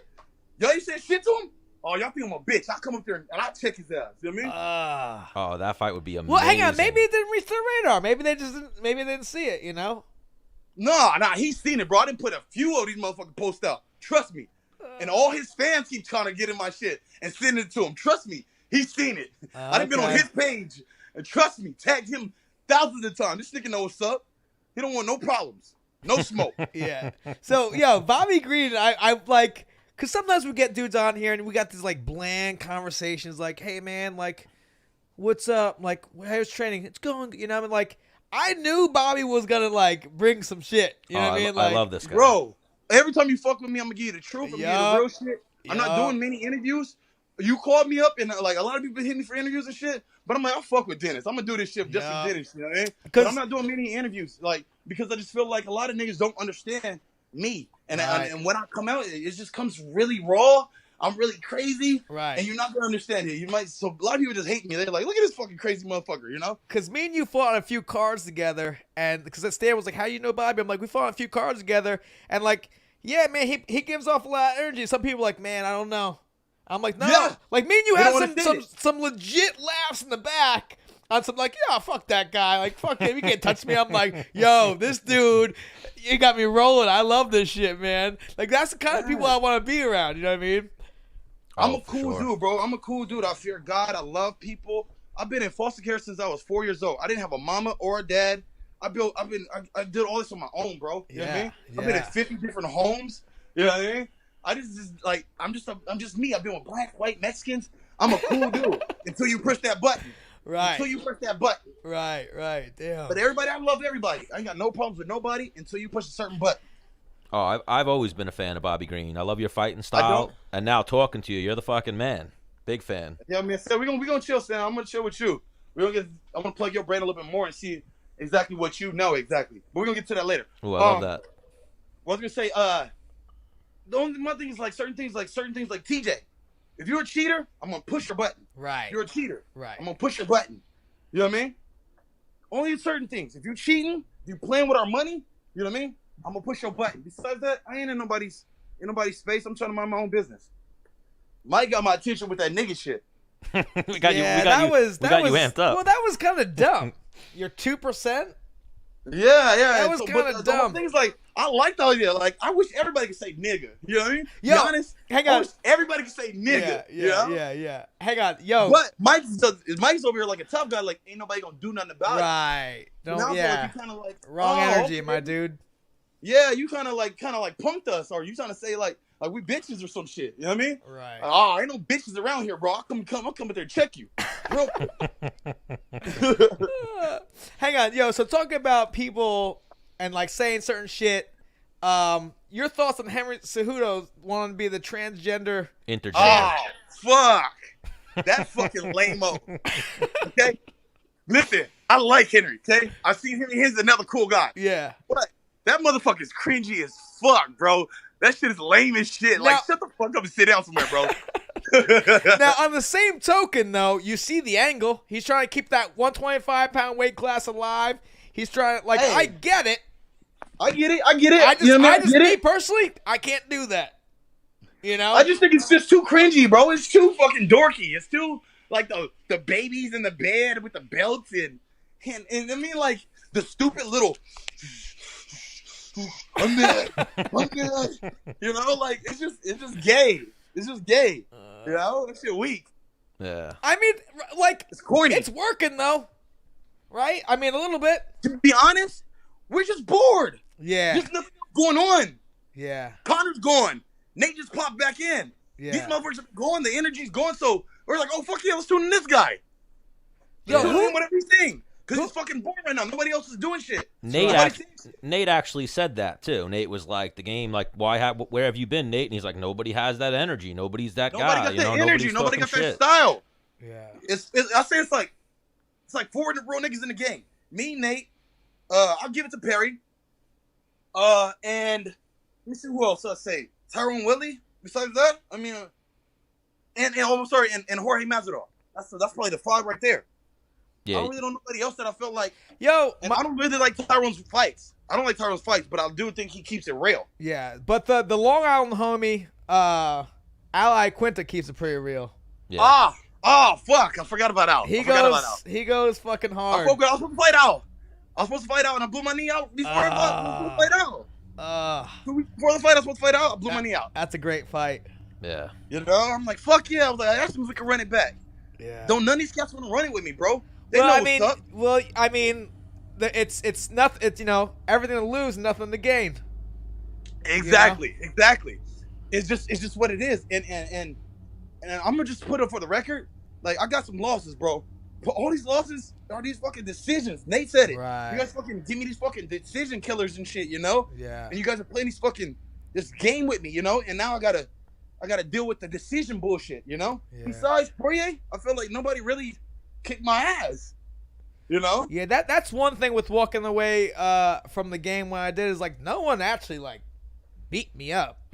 You know? Like nobody like actually, like, all right, Creed's on you fucking like somebody just you flashed me real quick. I was getting up. You need to hang it up. You know? Until somebody does that, I'm like, all right, I'm cool. Until somebody says, hey, you need to hang it up. He whooped your ass, you know? Yeah, like Khabib's done it to a few motherfuckers I should have where they just beat him up. Like not finished him, just held him down just mauled it. Like if someone did that to me, I'd be like, damn, all right, I gotta rethink this shit, you know? I gotta say something. Khabib is boring as shit. Yeah. Boring as fuck, bro. And that's what I'm saying. Like, we in this new era. Like, where's your entertainment? Yeah. Yes, I could go out there and wrestle a guy and hug him. I could do that. Yeah. I really could. But it would be fucking boring. Yeah. Nobody wants to see that. Well, for that. Yeah. Well, the interesting fact with Khabib is like, will this guy be able to get back up, or does this fight stay here? You know? Yeah, gay. Yeah. Will he ever get up? Will he ever stand again? Yeah. No, I'm like, who's gonna get knocked out? Yeah. Who's gonna go to sleep? You know? Yeah. That's what I want to know. Now, in all, like, let's say you're like, fuck this MMA bullshit. I think you would actually be nice at the bare knuckle boxing. Would you ever consider that shit? I watched a few. I'm like, man, maybe. Yeah. You thinking about that shit? No, I just Fuck like it's no, bro. That hang shit's on. fucking retarded. Yo, it's fucking. What are they? 2-minute rounds? Yeah. It's Is like it? yeah, 5 2-minute rounds. Shit, I didn't know it was 2-minute rounds. Yeah. Dude, I can't even get tired in that time. That's what I mean. Like and like you got nice hands. That might be some quick. I don't know what they're paying though. I think Exactly. They ain't paying enough. You know what I mean? Bro, that shit, like, did you see Artem's face? Did you see that's Knight's face? Yeah, that's the thing with Shit, that bro. though. It's like whether you win or lose, it's lose. Yeah. Like, your face will never be the same, bro. Your face will never be the same. Yeah, unless you go out and fucking knock the guy out in 1 second, which no one does. And they got fucking bare knuckle. Yeah. You would think that motherfuckers would go to sleep more. No, it just seems like they Nah, cut it's more. painful. It's just oh, my fucking hand hurts. I still gotta keep hitting with it. Oh, that hurt too. Oh, fuck, I still hurts. I'll hit him again. You know? How are your hands throughout the fight game? Like, you ever fuck your shit? Like, I fractured my thumb twice. That's it. And I'm like, I don't know. It's not the same, but your hands tight. Did you see the bare knuckle fight with Crazy Horse? Oh, no, what? Yeah, Crazy Horse fought bare knuckle. Did he just fight? You have to watch this fight, bro. You have to watch this fight. Because This motherfucker's fighting, right? He catches the guy. Bow! He hits him. He falls down because he hurt his hand. So he gets back up. Right? He does the 10 count. He's doing the 10 count. He gets back up. He's like, all right, fuck. So now he's just using the one hand. So he's using the one hand. Next you know, he throws that motherfucker super hard. Bow! Falls down again because now he fucked up both his hands. Stop. Fight's over because both his hands are shot. How long ago was that? I don't know. I saw it on YouTube. Oh, I was okay. like, holy shit. Yo, but that's what that I'm saying. motherfucker's funny as hell. Yeah, he's crazy. Yeah, but that's the point of it, is that he beat himself up before, Yeah. You know what I mean? You're going to rock yourself up. Your hands are going to be destroyed, you know? Yeah. But that dude's got to be like a little slow, right? Not that I know of. I think he's... Anybody from Florida's crazy, okay? I was just going to say he's from northern Florida, so yeah. Everybody from Florida's crazy. Look at Mike. You know what I mean? Look at Mike. Yeah, Them niggas is retarded. Well, even I think Perry's originally from Detroit. And now, by way of Detroit, he lives in Ocala. And Ocala is, like, stupid. Like, I know Colby said that. He's like, Mike Perry's the product of cousins fucking in Ocala. But, yeah, you know. I don't know, bro. He got that Florida. Yo, Bobby, Even listen to the way he talk. He got that Florida. What's Nick's deal? I know Covington started talking about him a little bit. Man, I haven't really spoken much to Nick. No? Nick's been on his own thing. I only really holler at Nate. Like, Okay. Nate's like my big cousin, bro. Nate let me live on his couch. You know what I'm saying? Damn. For a fight, sat me down and just told me everything. You know what's really crazy, bro? I sat down with Nate, and Nate was telling me all this shit that happened right now. You know what I mean? That's happening right now. Nate was telling me this shit 5 years ago. What shit He's you like, talking about? Like, he sat me down. He's like, bro, I'm trying to get the fuck out of here. He was like, I'm trying to leave the UFC because they won't pay me what I want to get paid. I heard a phone conversation. Some boxing company was trying to ask. I think it was Top Rank at the time. They were trying to offer him like $1 million a box. You know what I mean? To show up. And he's like, bro, that's why I want to get the fuck out of this contract. But UFC won't let me go. They're trying to put me on ice. You know, and then he started talking to me like, hey, you should do it. You should be more like, fuck you. I'm like, Nate, I can't do it. I'm black. I got kids to feed. They will fire my ass so quick. Get your black ass out of here. You know what I mean? Oh, gosh. Shit. So I was like, man, I can't do it. I'm black. I can't do all that, you know? But he was explaining to me like, man, I'm not doing this. I'm not doing this their way. I'm doing this my way. And they're going to get it sooner or later. And sooner or later, it came to fruition, you know? Damn. Oh, that sucks, though. Like, what they been doing to Nate, you know? Like, I knew why he was really not fighting for 3 years. It was because of the money. They weren't giving him the money that he wanted. The money. Yeah. His money fight was Conor. He's fought in the 85s. He's fought in the 70s. He's fought in the 55s. He's fought in everybody. Who else does he need to fight to get paid? You know what I'm saying? Yeah. I know all the company guys were getting paid, you know? Well, even but that. Since he's not a company guy exactly, you don't get the same pay, you know, or you don't get the same respect. Right now, they have Nate Diaz versus Masvidal on the table, and why is it not booked yet? Why is it not happening? Money. They haven't given either one of them the money they want. Bingo. Yeah. Because they don't get the real niggas the money. It's the real niggas. Like, we gonna take over. What are you gonna do without us when we leave? Yeah. When Nate leaves and Jorge going, it's gonna be a bunch of wrestlers hugging each other all day. Like, if they're trying to do some big numbers, they take Masvidal and Diaz and they put that shit on ESPN. Like, primetime ESPN, and they'll break some fucking records with that fight. People tune in for that. I think it's gonna happen. But I just think that it's gonna take a little more time, you know, especially because I think the Conor stuff can still be happening too, you know? I think Conor's gonna try to push his way in there with the Nate thing. Oh, definitely. He did his Conor's been getting his asshole ran in with that whole old man shit, you know? Oh, yeah. Yo, Man, all right, again, Bobby keeps it real. Yo, that might be a segment we call Bobby keeps wow. it real. Let's go. like some current topics, you know? All right, Bobby keeps it real. Go. What are your thoughts on that shit? But see, if you paid any attention to Dave Chappelle with the whole keep it real shit, Yeah. keep it real get you fucked up. Keep it real get you fucked up. That's one of our favorite topics here on Menace and the Man. BJ Penn just when keeping it real went wrong for him. Shit. Oh gosh. That poor guy. Man. So, old man, you want to ask me what I think about the whole Conor situation? Yeah. This is what I want to say. I don't think nobody else has thought about it like this. Conor is a fucking animal. Okay? Right. And you're talking about a person who's everything he's been saying, he's been doing. And when you actually bring this shit to fruition and you're actually bringing all this and you're amazing people, you start to kind of believe in yourself more. You know what I mean? Yeah. This becomes a new empowerment, you know? Yeah. I think he's just like me, where a broke kid who gets all this cash. You know what I mean? But he's still got that street mentality in him. Right. He won't tolerate. That's his problem, is he won't tolerate no disrespect. He feels like people are disrespecting him, and he's reacting. You can't react that way now. Now he's the star. When he was poor kid, he could do whatever fuck he wanted to do. Right. Now it's just so much bigger, and everybody's seeing it. Yeah. But it's an alcohol thing. You know, you got too much fucking money where you can't stop this or that. He's drinking. He's feeling himself. He's gonna react the way he's gonna react. Like, what the fuck do you say, old man? Punch you? Like, again, same as I said earlier with BJ, I'm not saying it. I'm saying what I've read and what I hear. Conor's doing some cocaine. Cocaine and alcohol. Yeah. Bro, that's why I don't do drugs, okay? If I drink, if I really drink, that's what I tell my friends, I can't drink. Because if I drink, I'm already honest with you. imagine how much more honest I might be.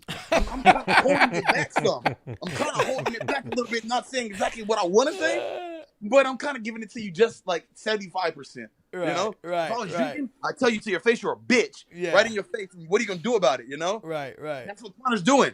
Like, what are you going to do about it? Let's get down. Slap you. Bop, bop, slap. You know what I mean? He's hitting mother. He's slapping phones because he don't give a fuck. Especially when I'm on some drink. Right. If I was doing some drink or some drugs, I wouldn't give a fuck, bro. I would lay anybody out. Yeah. You know? Connor's definitely tweaking. He's all fucked up. Yo, but I'm keeping my sober head. I'm clear. I'm clear and focused. But I can imagine a guy like that with too much stuff going on, too much stuff around him. Man, it's just too much money. He can't control so many things that are happening to him. Yeah. Too many people. Too much. It's just too much, bro. Yeah, like even this is you're actually our first Skype interview, our first FaceTime interview is Bobby King Green. Yeah. That's what's up. That's what's up. Yeah. It's an honor. It's an honor. And I just want to say we're not doing too well. You're crazy. You're all over with the phone, so we're getting like in and out of your face. But what are you like pacing? We got you going. I'm sorry. I'm running around. I got my daughter right here and stuff. Trying to take care of her and stuff. How many kids you got? I've seen her in the background. Yeah, say hi, Izzy. Hi, Izzy. Hey. What's her name? Isabella. Nice to meet you, Isabella. Your dad's a madman. Yes, I am. And that's what I'm saying. I'm crazy and I know it. And I'll get in that cage and I'll do anything crazy to prove it, you know? And November 16th, I'm coming back. I'm coming back to show you how fucking crazy I am. Where's that fight at? It's in Brazil. Ooh. Okay. I'm going to Brazil to fight the Brazilian. Beautiful. You fought in Brazil before? No. I heard that shit sucks, man. Bro, I'm a little bit nervous. Like, it's hard to make weight because fucking they got, you know. The food's all in a different language. Food's all and shit. fucked up and like salty and, you know. Yeah? You can't drink the water in certain spots and shit. Fuck, I didn't know all that, bro. That's what I heard. But I just felt like, because we're going to Sao Paulo, you know? Okay. And I'm hearing that, like, according to all the people I hear from, Rio's like the uppity spot, and Paulo's like the hood. You know what I mean? Okay. So they put my black ass in the hood. That's where I need to be at. I want to go and touch, you know what I mean? I want to go touch some young kids' lives and shit and let them know I'm just like you, bro. Right. I'm just like you. I grew up with no parents. I grew up with nobody. I just fucking found my way through this bitch, you know? Oh, that's what's up. And you grew up in California? Yes, sir. Nice. Is that how how'd you come to meet Nate? You met him through fighting? You met him like at the fights? Yeah, I met him through fighting. After I beat Thompson, he hit me up and shit. You know what I mean? He had lost to Thompson. I beat Thompson, so he hit me up. I was like, hey, come through. You know what I mean? He's always been one of my idols, you know? I got two people that I really look up to. It's Dominick Cruz and Nate Diaz, you know what I mean? I like Dominick for his movement, you know what I mean? His movement, his wrestling. And then I like Nate for the brash, the in your face, you know what I'm saying? Yeah. The realness. Bro, Bobby Green, those are probably my two favorite fighters. They're right up there, right behind Dennis Bermudez. Sheesh. Hey. And now Bobby Green just crept up as well in that ranking system. I won't let you down, bro. I won't let you down. I'm coming to put this guy's head in his ass. That's what we like. We like the real ones here at Menace and The Man. That's what we're into. Guys who keep it real. All I can do is keep it real. All right, well, you're the man. I was going to tell you guys. You cannot fucking retire yet. Dennis, cannot retire. Number 2. Gotta come back one more. Jeremy Stevens said the same thing. I don't You know, know man. what I'm saying? Ooh, we forgot him. Jeremy Stevens is one of those guys who keeps it real, stuff, too. I bet. You're making good money with the lineman stuff, right? Yeah, I just cashed a check for $2,200, one week's pay. Yeah. You feel me? So once I graduate, I'm supposed to be going out to Vegas, and I think I'm going to get a job offer out there if I don't continue with fighting. Okay. Yo, it's a good, you know, backup plan to have, you know, with pensions and you know, benefits because you got a money in daughter fighting, and shit. bro. We're not getting paid enough. Yeah. We're not getting Like, paid in enough. all honesty, like, for me to come back and fight, I would want, like, I don't know, $250,000, like, guaranteed. Jeez. What would you get paid before? Like I want to hear that. What would you get paid before? 50 and 50 is what I retired on. But yo, when you lose on 50 and 50, like, you're fucked. You got to fight in 3 months because Did you say 15 and 50 or 50? 50. Okay, making sure we said 50. I was going to make sure we're clear. Yeah. That's my goal, is to make 50 grand a show and 50 grand to win. Yeah. That was always been my goal in life. I'm not asking for much. Right. Just 50 to show and 50 to win. Yeah. You retired off there like, hey, this ain't enough. I'm trying to get just that. Yeah. Hang on, you've been in the UFC longer than me, no? I don't know. Well, you know what it is, Bobby? Same as you. What we've talked about it with Menace, what burned him out was the judges. And, like, losing three splits in a row. If I didn't lose 3 split decisions in a row, I'd still be in the UFC banging. Bro, and that's what's going to turn us all off. But yeah, how do we change that? Are we just fucked? No, how we change it. Is there some type of, you know what I mean? Can it be some change? Like, 7 judges? 7 judges? Can I deny a judge? Can I pick a judge? Can I deny a judge? Yeah, okay. Like, oh, no, that judge is bad. I don't want him, you know? Yeah. Yeah, we don't want Cecil Peoples. We can do some type shit like that, you know? Yo, so, like, I work with a politician here on Long Island, New York, and, like, he told me after a couple of my fights, like, yo, man, there's politics in your sport. I don't give a fuck what they say. Oh, 100%. He's like, I know politics is what I do. I've been doing it for fucking 30 years. I saw that in your fight, that it's politics. I'm like, all right. You know, but what the fuck can I do? I would be hopeful that it's not. But I do believe so, too. There's politics and everything. What if, you know what I mean? Like, there's some little, you know what I mean? What if there was some paper that was going around some places to make some certain things happen so that these things carry on the show as the way it's supposed to go? I think a solid thing, though, 7 judges per fight. 7? Okay. Yeah, 7, okay, even 10. See, even now 10. Now we're talking more. Because 3, at least more judges. 3, just one guy. 3, just one guy has to go, no, him. Yeah. 7, fucking 3 motherfuckers will be like, no, he didn't win that fight. You know what I'm saying? I think that's a great idea. Thank you. Great idea. We need something to change. They're just like, fuck it is what it is. No, we need some type of change. If we can't change the judges, add more. Do something different. Don't keep this fucking same conclusion working. It's not working. You know? Yes, I think the solve for fighting, especially you guys, kill yourselves pretty much in this fight game. You guys need more money, and you guys need a better judging system. So we need more judges. But even then, like, so I'm sitting around with some of my friends, and we're talking about fighting, we're talking about judging, and we're talking about how you judge a fight, and some of the things that are coming out of their mouth, and some of these guys are diehard fans. So like they said, some of the guys are just judging on damage. But I'm like, you can't say that, because I know a lot of, like, white men that cut really easy. Yeah. I don't know why their skin maybe doesn't have the same. Frank Yeager always got a goddamn fucking mouse. The fight doesn't even start yet. He's got a mouse under his eye. Yeah, so I wouldn't judge it up on damage. I'm like, the kid hit him with a jab and he fucking swole up. Yeah. You know? But he's been peppering you up all day, and your skin takes more, you know? Yeah. Well, another thing I think they need is like the other professional sports. I think in between the rounds, you should look up at a fucking scorecard and it says how the fight's being judged right now. Like you lost that last round. Yeah, because don't they do it on boxing a little bit? But only for but only people at home can see it, right? Yeah, only people at home. Yeah, only we can see it. And it's what they think the round went. Yes, it's like Harold Letterman. It's not official. Yeah. It's the unofficial scorecard. Yeah. They need to make that shit official and let the fighters see it. Like, you could look up at the scorecard at the fucking football game or the basketball game and see, like, oh, I'm losing. I got to step this shit up. Right, you know what I mean? Right. Yeah, I think that's one thing they should do. And then you need guys like Conor, Nate, Masvidal, the guys who do great things in the sport and then almost, like, move the needle to fucking fight for the money and fight for the rest of the guys, you know? That type of shit. Man, bro, that's the problem, though, is that once a person gets up to the top, they're only thinking about themselves, that they back down and try to make sure we're all straight, you know? Yeah. Yeah, but even if they are thinking about themselves, they just need to keep doing it. Like the sport, I always say to Menace, like, if I compare it to football, you guys are still in leather helmets. You know, like shit.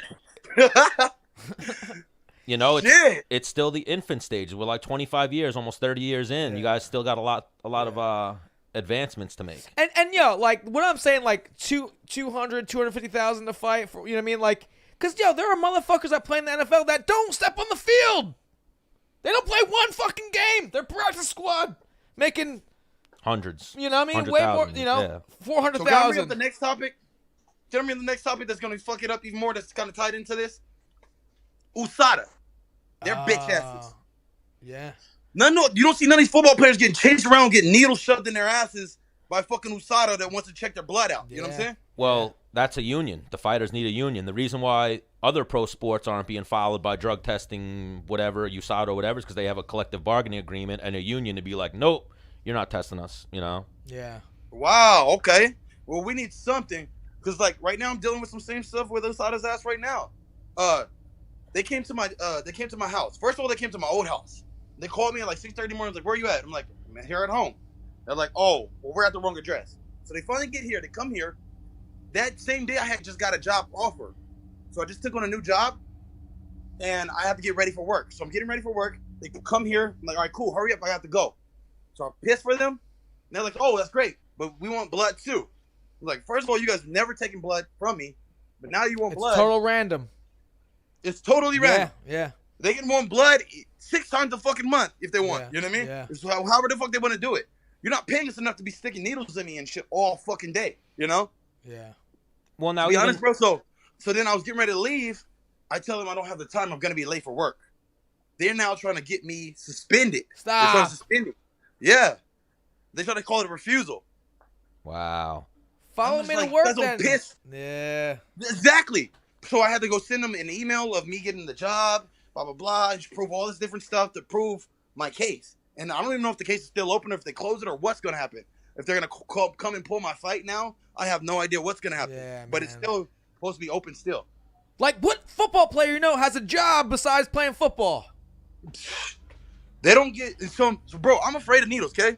I know I got tattoos, but my worst fear are heights and needles. And so I got to go take a plane, and I got to get stabbed every 6 months at least. You know what I mean? All my worst fears, I got to conquer every fight. Every fight, I got to conquer my fears. It's not another man. It's a fucking... Well, it's also going to take a guy like Bobby Green who speaks up about it and is very vocal about, you know, the wrongdoing of the sport, judging, the drug testing and all that. But in time, Bobby, it'll happen. In time, shit, I'm going to be fucking retired and old, and then they'll be like, hey, this is a great idea. Well, that's the unfortunate thing. It probably won't be in this fighting generation. It'll be like the next group. Like 10 years from now, those guys will benefit. Hopefully shorter, but we'll see. Sucks for me. I'm gonna sit here with my cock in my hand and just wait. Yeah. And piss in front of some dude. Some dumb shit. Man, looking at your cock while you piss and shit, you know? Yep. So it's just part of the game, bro. It's just like fucking, it's just ridiculous on how they treat us and how they expect us to have all this and do all this, but no pay for all of this. Right. Yeah. Like you said, the worst, I think the least baseball player, I think he makes $900,000 a year. Because the thing is, man, like, I started realizing towards the end of, like, fighting is like, yo, I'm not going to, like, I don't got shit really put away. Because I can't afford to put shit away because, I mean, hey, I'm not balling out on any, you know what I mean? I got like a $30,000. But your friends think you do. Yeah. But your friends think you I got like a $30,000 truck, which I should have for fighting the UFC, and like, that's it. Shit, my car cost $2,000, okay? I got a small fucking house. Oh, I thought you were going to say small wiener. I got a $1,500 car. I bought a little BMW that I painted myself and messed around. I mean, like, I don't got much, you know? Yo, you've been in the UFC for a minute. And my friends, they do this. They go, hey, but you make money. And I go, listen, if you make $15 to $17 an hour, you make just about the same amount of money as me. Yeah. $35,000 a year. But you're a professional athlete. It's insane. Well, that's the other thing I think that UFC, they definitely have the money. They need to do is, so when you work in the NFL, you work in the whatever, you get a salary, you get like a paid, you know, the league minimum or whatever. Fighters should get $50,000 a year or $100,000 a year just for being signed, just for being under their contract. Yeah, I agree. You know what I mean. And then when you fight, you get your purse and your show for that fight. No, I think it should be a one fucking. I'll fight him for $100,000. Okay, cool. Not this. I'm down. That'd be cool. Just 100. Just $100,000. Not 50 and 50. It's not gonna change the way I'm gonna fight. Yeah. You know what I mean? The whole other thing too, the bonuses, the win bonus and stuff, all that different stuff. Same. I wish we can get rid of the win bonus, you know? Yeah. I want to win. I don't want this motherfucker to embarrass me. Right. You know what I mean? Right. I'm not gonna give up the fucking win. Yeah. I agree. I'm still gonna walk home a fucking loser and tell my family I'm a loser. Yeah. You know? Yeah. Yeah. The bonuses are a fucked up carrot. And then your pocket hurting on top of that. Yeah. Bro, it's the worst feeling when you go home, bro. It's the worst feeling.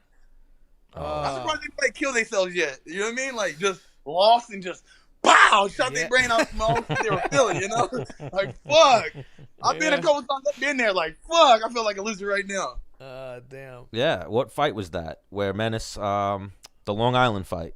When you, after the Long Island fight, I remember I went to the after party and I was like, yo, talking to Chris Wade, I'm like, yo, where's Menace? And he showed me like you were texting. I'm like, fucking hate myself. I'm not coming to party. I'm a loser. You know, like you were, you know. No, fuck you don't. It's embarrassing. You don't want to go out. You know what I mean? That's on a split decision that I thought I won.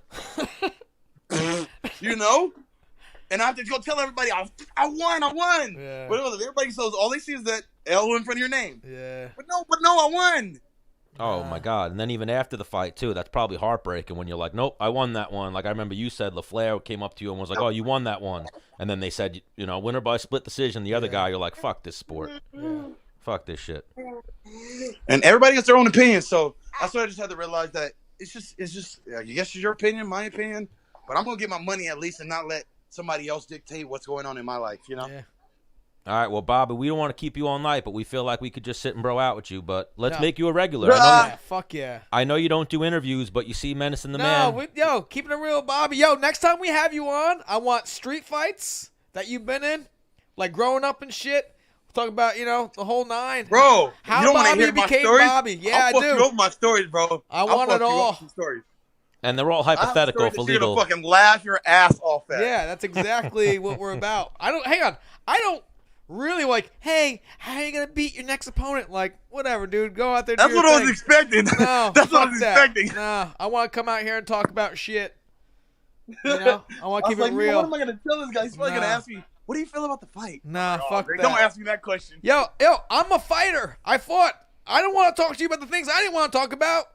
Yeah. You know what I'm saying? Yeah. I know what you guys want. Like, yo, what are you eating after fucking weigh-ins? You know? Oh, you can eat sushi. Yeah. Shit. Yeah, we try to have our interviews be a little bit about fighting, more about like, earmuffs on your young one, like banging chicks. What you're doing in your spare time, video games, street fights, all that dumb shit. Really getting to really know the fighter, you know what I'm saying? Yeah. And just outside of fighting, because like Dennis said, you do an interview, you're having 10 different guys who never even train going, so game plan or so, and just asking the same question over and over, just differently, trying to wordplay. But I think it's great what you guys are doing, bro. It's great what you guys got going. Thanks, homie. Bro, huge fan, Bobby Green. You're the man. Menace and the Man. We fuck with you. We appreciate you for joining us. Woo! Appreciate y'all. All right, Playboy. We'll holler. I'll be done. All right. He's a real one. Yeah, I love that That's guy. my dude. Love that guy. Yeah, he's... Big fan. Big fan. Let's see if Phil Daru's got a few minutes for us.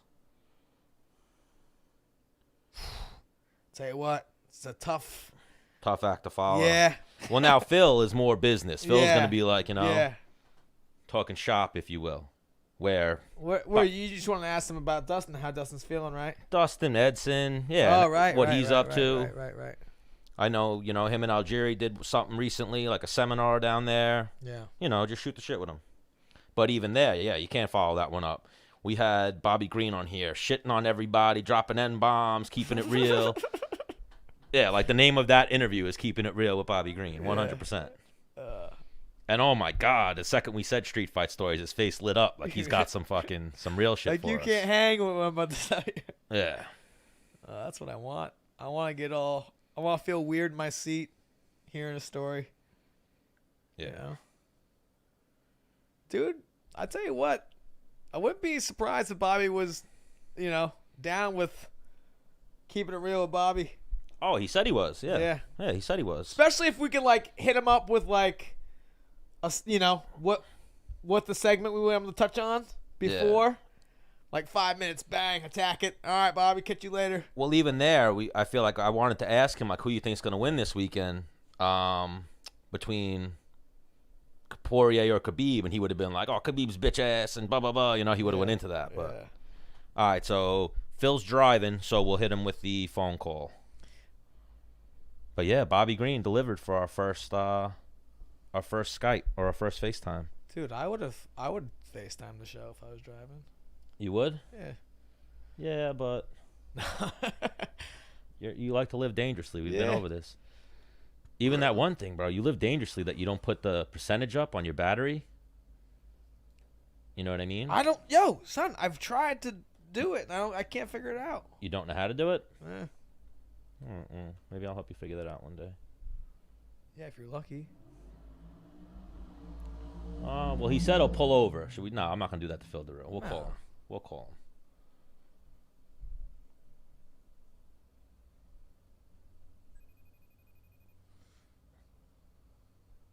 I'll pull over. I like that. Yeah, he's the man, Phil. Hello. Phil Daru. What's up, guys? What up, fam? Man, I'm driving, about to get into a hurricane, so. Oh, that's right. Yeah, man, it's been a rough couple of, I should say, a few days here, man. I've been trying to get ready, and then they said it's gonna be here, and it's not here, and now I'm driving into the storm, but I'm good though. I got my truck, so I'm ready to go. Yeah, you got the 4-wheel drive. So, That's it, man. so I got into lineman work now. Yo, there's a fleet of, it's probably cost Florida like $1 million right now in linemen that are in Florida that had drove them down from New York, Pennsylvania, the whole nine, that haven't done any work yet because there's no storm yet. Because the storm slowed over the Bahamas. Yeah, these dudes just been getting wasted and getting paid for it. Seriously. That's awesome. Man. Yeah, it's getting bad, man. I would say down south it's not that bad. I was just at American Top Team. I'm driving back up north now, and man, it looks like a regular day there at this point, but getting up into like Stewart, Jupiter area, like now it's starting to rain and shit, but I mean it is what it is. It's Florida weather in my opinion. Yeah. That's what we go through all the time, so it's not a big deal. Do you have like a hurricane prep like thing you do? Man, this is probably, I would say this is my 8th hurricane that I've been through. So I know the steps, shuttering up my house and getting everything in order when it comes down to water and gas and all of that. The problem is this thing has gone so slow. So it's like everybody was freaking out like Friday, and now it's hard to even get gas up where I'm at. Oh, word. So now I have to make the drive, you know what I mean? So it's hard for me to get gas. It's hard for us. Everything is shut down. As far as like get food and Publix is, the supermarkets and stuff like that are all shut down. So we really can't do much, you know what I mean? But just kind of sit in our house. I got my gym, so I get to go train and shit. But at the end of the day, that's pretty much it. I got, and then, my work stuff. So I was like, man, forget it. I got to go down south anyways. I got some coaching to do. So did that, and now I'm headed back up north. My family's like where you're at, so I have to hustle back up because I got my kids, Right. waiting for me, you know what I mean? So I got to make that happen. Now, Phil, Stan, correct me if I'm wrong. I feel like as a culture, as we get further into being alive human beings on this earth, like we're getting like softer. For example, 1,000,000%. Stan, 1,000,000%. how many times have you watched school be canceled the day before the snow even comes? Oh, that's like a new time. thing. And then it doesn't come, and there's no school. I'm like, that was, I don't know. As a kid, I'm like, fuck yeah, that's awesome. I know, right? But, like, what do you mean? The snow's a little different than a hurricane, though. The hurricane could really fuck you up if it does do what they predict it to do. You know what I mean? I get you. Yeah. I don't know. So this one was a little different, man, because they were predicting a Category 5, and that's catastrophic. So with that, I get it, and then me being a parent now, I understand, it's a lot easier when I don't have to worry about picking my kid up, that they can just stay home and I can get everything situated, get everything in order, because I was running around like crazy, man, because it is hard when everybody's taking shit.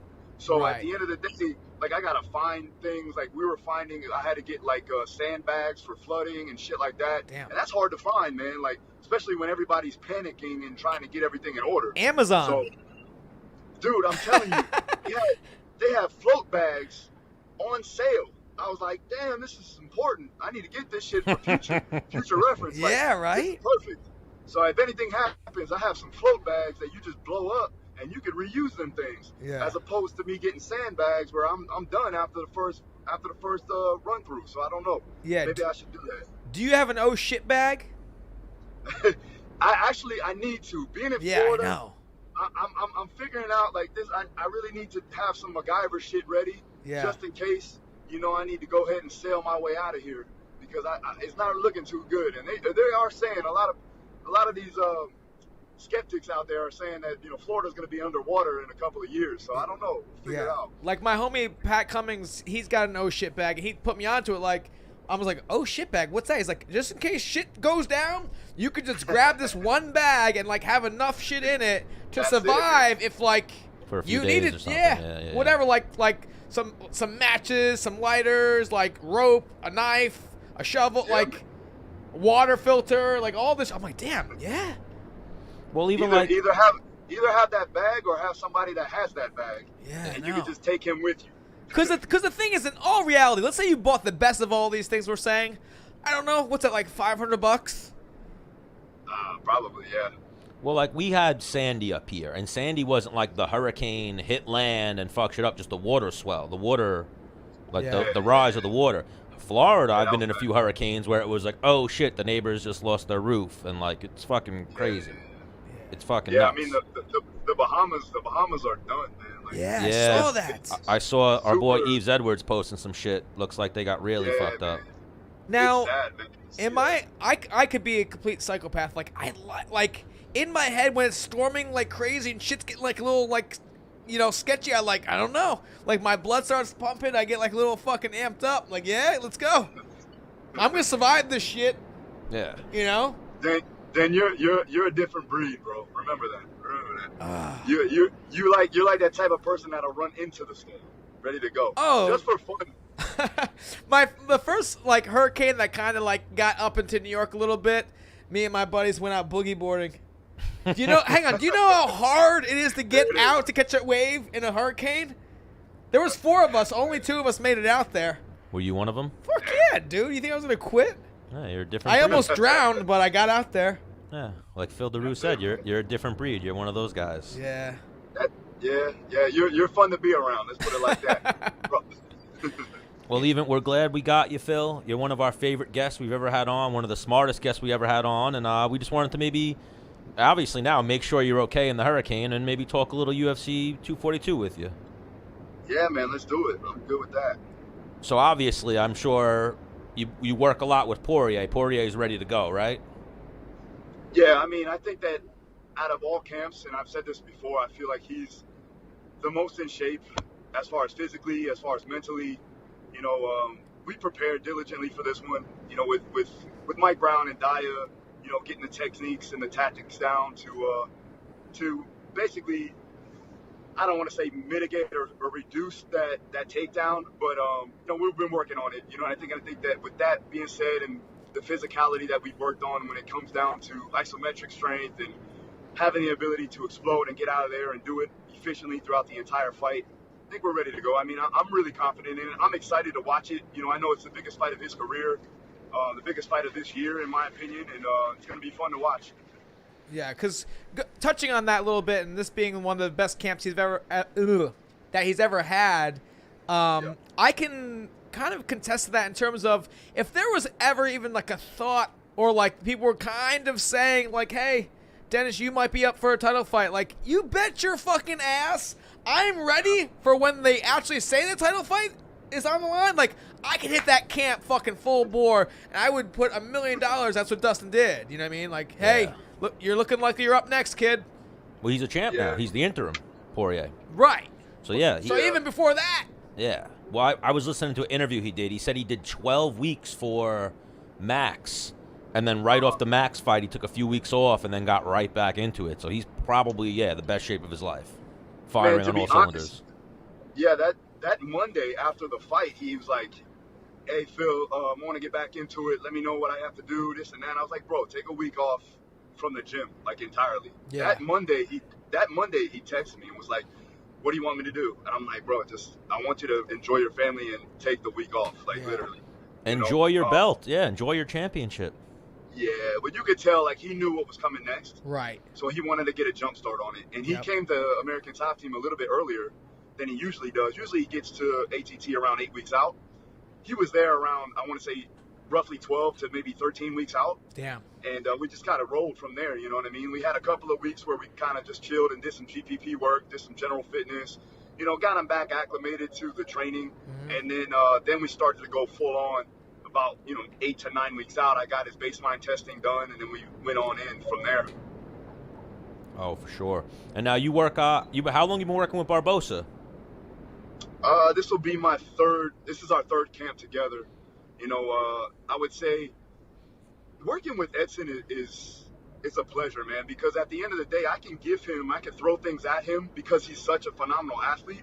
I have fun actually coaching him. So I can give him the higher level athletic stuff, you know what I mean? When it comes down to like agility, change of direction, plyometrics, like I can do all of these things because he already has somewhat of a baseline of strength and the ability to produce power.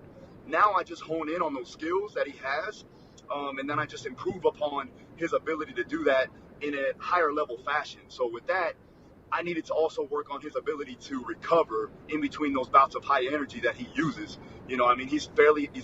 Obviously he's fast twitch. He's a very explosive guy. But at the end of the day, I want to make sure that he has that explosiveness for all 3 rounds, especially a guy like, facing a guy like Paul Felder, right, where he's going to be in a dogfight no matter what, you know what I mean? Right. The great thing is that he knows Felder really well. They trained together. They fought before. This one, he knows exactly what he's going to do. I know things change, obviously. Right.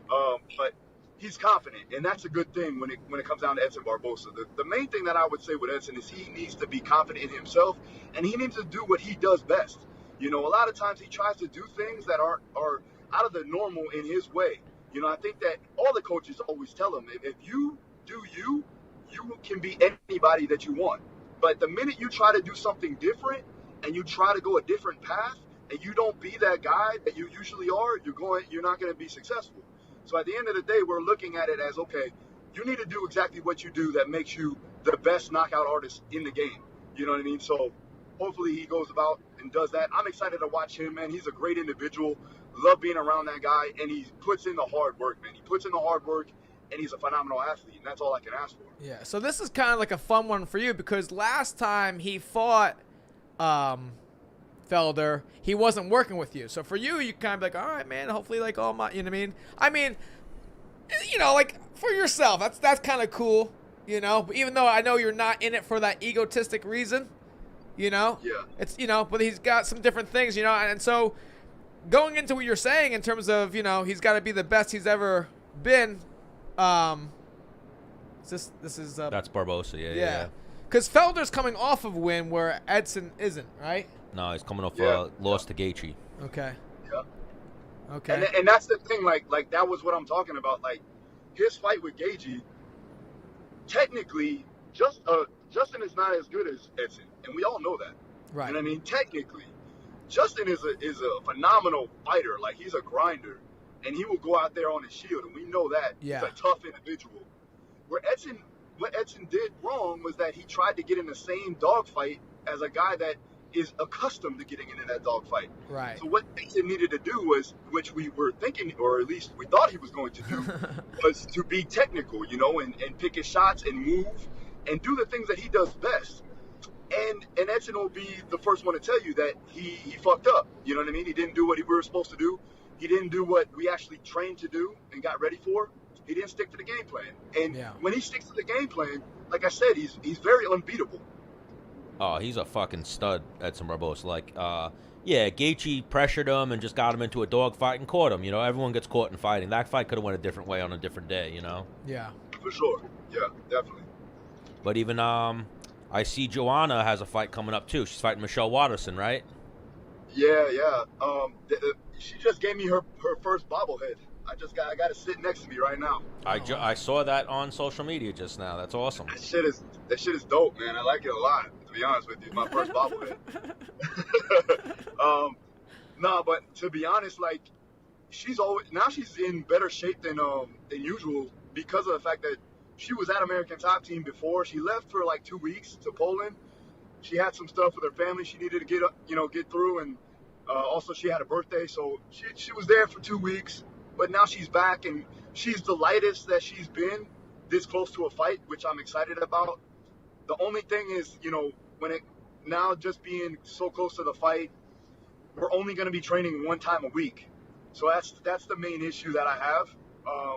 I don't know how much I'll be able to help her. But at the end of the day, that's my girl, man. I'm going to try to help her as much as I can. But there's a large amount of skill work that's going to have to go into it. You know, and that's just the way it happens inside of ATT sometimes. You know, it's like there's so many things that you need to do to get better. And, you know, I usually, once the fight gets closer, I almost take a back seat in a way. But, you know, what we're trying to accomplish is I'm trying to make sure I'm maximizing my time when I have her.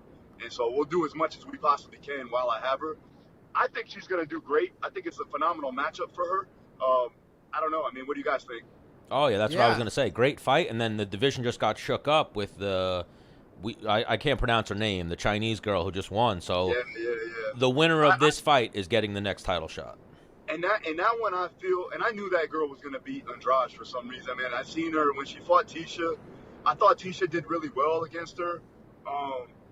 But I could just tell, man, that girl's on another level. You know what I mean? So the good thing is that it's a phenomenal style matchup for Joanna. If she does get that fight. Great matchup for her, yeah. And I thought it was a terrible matchup for Andrade just because Andrade just goes forward and, you know, she's trying to pick people up and dump them on their heads. You know, but from a technical standpoint, there's no matchup for her, you know, that way. So I think that with this one, we'll be able to use the tools that we have to be successful, especially from a striking perspective. It's imperative to make sure that she has those abilities to get in and out, to pick her shots, and even if she, you know, I mean, to put somebody away in that lighter weight class it's fairly difficult. I mean, when it comes down to the statistics of it all, there's not a whole lot of finishes, so it was very impressive to watch that girl, you know, basically dominate Andrade like that, and get that knockout. But again, it's very hard when you got a girl that's in and out of the pocket. She's moving very efficiently. Yeah. She's creating angles. You know, that's the goal that we need to do with Joanna is make her a little bit better at creating angles, you know, slipping shots and getting out of there, not just going back and forth. And we've done that. I think that with Cattell and now Daya also working with her, she's working on, you know, creating those angles and working her striking from a different perspective, right? And not, you know, that in and out style, which really helped her out. Don't get me wrong, it's helped her get to where she was, you know, or where she's at now. But you know, the game's changing, and a lot of these females are getting a lot better. I agree. Yeah, that Dutch kickboxing style, like straightforward, can, you know, I kind of know where you're coming from. Yeah. You know? You'll be there. Yeah. But yeah, big weekend for American Top Team. You guys got the co-main event and the main event, so we'll see what happens with that one. So what else is going on with you, Phil, other than trying to survive the hurricane? Man, I got a couple of things in the works, man. I've been working with Alessio Sakara, like a lot recently. I've seen that. Yeah, man, that guy's a phenomenal person, man. I'm actually going to be doing some seminars in Italy after his fight. Dope. I'm actually going to be doing a talent show, almost like a believe it or not. It's kind of like America's Got Talent, but the Italy version. Really? So what's your talent? Yeah, I'm going to do like a car deadlift for time. So I'm going to go ahead, get the hitch, put the car on there or the truck, and throw some females in the back and just do deadlifts until I can't stand anymore. Okay. They were like, oh, perfect. So I'm like, oh, that's okay, amazing. You know, whatever. Wow. I mean, man, only thing I know how to do is be strong. So right. That's what we're going to do. You know what I mean? At the end of the day. But I mean, they asked, and I was like, oh yeah, man, I could do something, I guess, you know. And I mean, I'm going out there for a seminar, so that was the main thing. It's a double whammy. You know, yeah. So it's cool, you know. And my lineage is, I'm Italian too, so it's actually pretty cool. I get to go out there and actually see where my family's from, you know. Oh, and you're selling yourself short. You don't just know how to be strong; you know how to make other people strong, very scientifically as well. I appreciate that. Yeah, that's where I try to, you know, bridge the gap between practicality and science. And I feel like we've come miles ahead from the past of what the old strength and conditioning used to be for MMA. And I think that we're making, you know, leaps in the right direction, especially like, you know, with all of my other colleagues that are in this together, you know, like Tony Ricci, you know, Corey Peacock, and even with Andy Galpin too, Dr. Andy Galpin, man, I think that with all these guys that are in this industry now, it's helping the strength and conditioning for the fighters, get them better and get them well prepared from a physicality standpoint, but also from a physiological standpoint. And then also recovery is a major thing, man, and fatigue management And a lot of times, we talked about this in the past, man, is that, like, you know, a lot of guys, they like to overtrain themselves because they feel like they've accomplished something. But at the end of the day, they're training maximally for no real benefit. And they have to understand how to train optimally, where you're going to get the maximal benefit out of those situations at any given time, at any given section or phase throughout the camp. So. Oh, for sure. Now, even Alessio Sakara, was he gone for a little bit from American Top Team? I mean, he goes back and forth. He has his spot in Italy that he trains out of, and he was here for about, I want to say, 6 weeks. So I got his baseline testing. We're actually running a lot of velocity-based training with him. So I'm actually gauging his strength increases off of velocities, because let's face it, man, like, you know, strength is measured in velocities, not weight.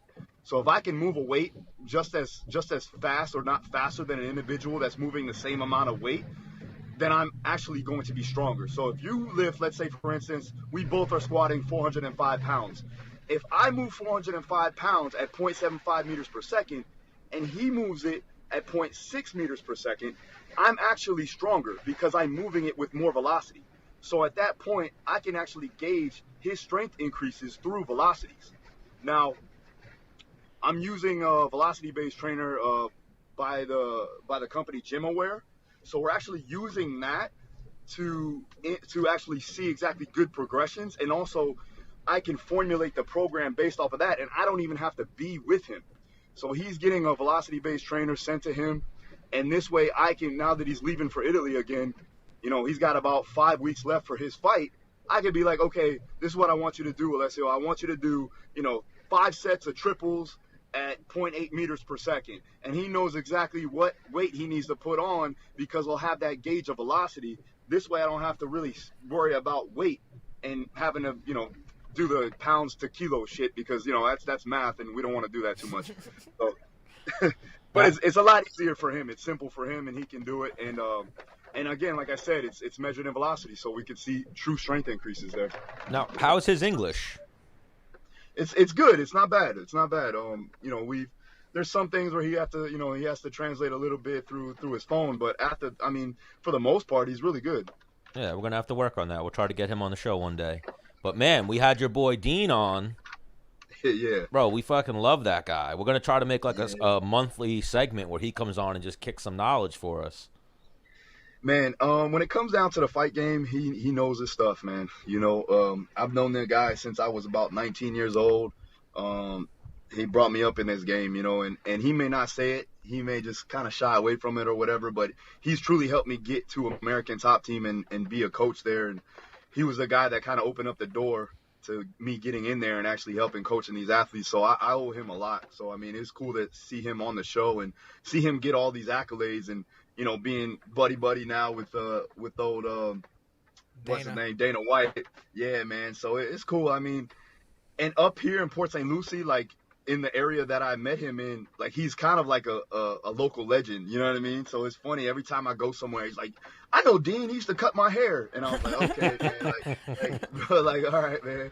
So everybody knows Dean from like high school. And like, he was like the little nerdy kid who kind of just did, cut hair and fucking, he was trying to get people to go into his garage to do jiu-jitsu and shit. So, it's good to see him actually make it to that next level of where he wanted to be, and especially doing what he's wanting to do. It's cool to see. Oh, he's the man. And then I told him we want to get him on the show for like a segment, a weekly thing. And then he posts the next day, like episode 1 of his new show on like Instagram. So we definitely got to get on that. He's the man, yeah. Thomas. But Phil, you're the man. We'll let you get back to getting home to the family, preparing for this hurricane. Hopefully it doesn't hit you guys. Yeah, man. Thank you. I appreciate it, guys. Thanks for having me on. It's always a pleasure to talk to you guys, and you keep doing your thing, man. It's awesome to see you guys grow and have fun doing it. Yeah, that's all that matters. As long as we just consistently keep growing a little bit, and as long as we're having fun doing it, that's all that matters. And eventually it'll turn into some buckets of money. That's it, man. All right. You're the man, Phil. Stay safe. All right, brother. Woo woo. See you guys. Take it easy. Big Phil Daru fan. Yeah, he's dope. All right, so let's just talk. We'll make some picks real quick, and then we'll get the fuck out of here. Is everything good? I saw the boys calling you. I know. I got to answer it. And what? They're not calling you? They're not calling you back? What are you talking about? Did you call them back, or you went to the bathroom before? I went to the bathroom. Oh, all right. All right, Don Madge, we don't care about that one. I actually don't think the card's that amazing. No, so let's just talk about the fights that we care about. It's the only two. Bilal Muhammad, our boy Bilal, is fighting Takashi Soto. Who you got for that one? Bilal. Really? Yeah. Yeah, me too. Our past guest, Andrea Lee's fighting Joanne Calderwood. Who you got in that one? What? Joe Calderwood's fighting Andrea Lee. Probably JoJo. You think JoJo? I'm gonna go Andrea Lee. Okay. I think Andrea Lee's on the upswing right now. I'm not saying JoJo Calderwood's on a downslide, but right. Andrea Lee's undefeated since she got to the UFC. And then this is like one of those cards. It's the Muslim card. A bunch of the fighters are Muslim. They all have like that type of background. A bunch of Russian guys, like the dude who punched Conor McGregor's fighting. I forget his name. So I'm gonna go with the Russian guy. Well, he's fighting a replacement guy, so he'll probably beat that guy. What was the other one? Our boy Curtis Blades is returning. We actually still got to talk to Cliff and get Curtis Blades his Nikes. Yep. Long Curtis overdue Blades. for that. Islam Makhachev is fighting Davi Ramos. Who you got in that one? Islam. Okay. That's who Wade fought, right? Yeah. Yeah. But you know Davi Ramos, right? He's like a jiu-jitsu world champion, so I don't care. all right, might go bad if he takes it to the ground. And then we'll go co-main event, Edson Barboza versus Paul Felder. Edson. You going Edson? Yep. Yeah, I'm going to go Edson as well, even though I know Felder is like a friend of the show. But I think that's going to be, he should take Edson down or try to. And then the main event, Khabib versus Dustin Poirier. I mean, love Dustin. I would want him to win, but I think Khabib is the... I think this fight's going to be interesting because I think, like you've been there when you just like feel like you came into your own type of... Maybe I think Poirier might have come into his own at this point. Yeah, hopefully. Like his cardio, he's a champion. He beat Max Holloway. He is the interim champion. Khabib, like, not taking anything away from Iaquinta. I'm not saying Poirier's a better fighter, but we saw Khabib get tired against Iaquinta on a day's notice. Mm-hmm. So if Khabib gets tired at all in this fight, I think Poirier will still be there. Yeah, I agree. And I think he's with the right camp, American Top Team. But Khabib's a killer, so you're going with Khabib? Yeah. Oof. Yeah, I mean, I could see Poirier landing that shot because you know how he throws everything with heat. Yeah. So, but we have yet to see Khabib really wobbled, but the one person who did wobble him was a southpaw. Michael Johnson? Yep. And have you ever fought any southpaws? Yep. It's tricky. No, I finished every southpaw. Did you? Yeah. Oh, well, it's tricky for other people because you're used to seeing the orthodox every day. So maybe something like that happens. But I guess I'm gonna... one southpaw beat me. Who? No, he didn't. Rick Glenn? Yeah. He didn't beat you. Come on. No chance. So I guess, we'll go. That's a tough one. I want to go with Poirier. All right, so go with him. But it's a 50-50. All right, so I'm going to go with Khabib then, you dick. All right, so Menace and the Man, episode 45. Let's wrap this bitch up, Menace. Well, see you later.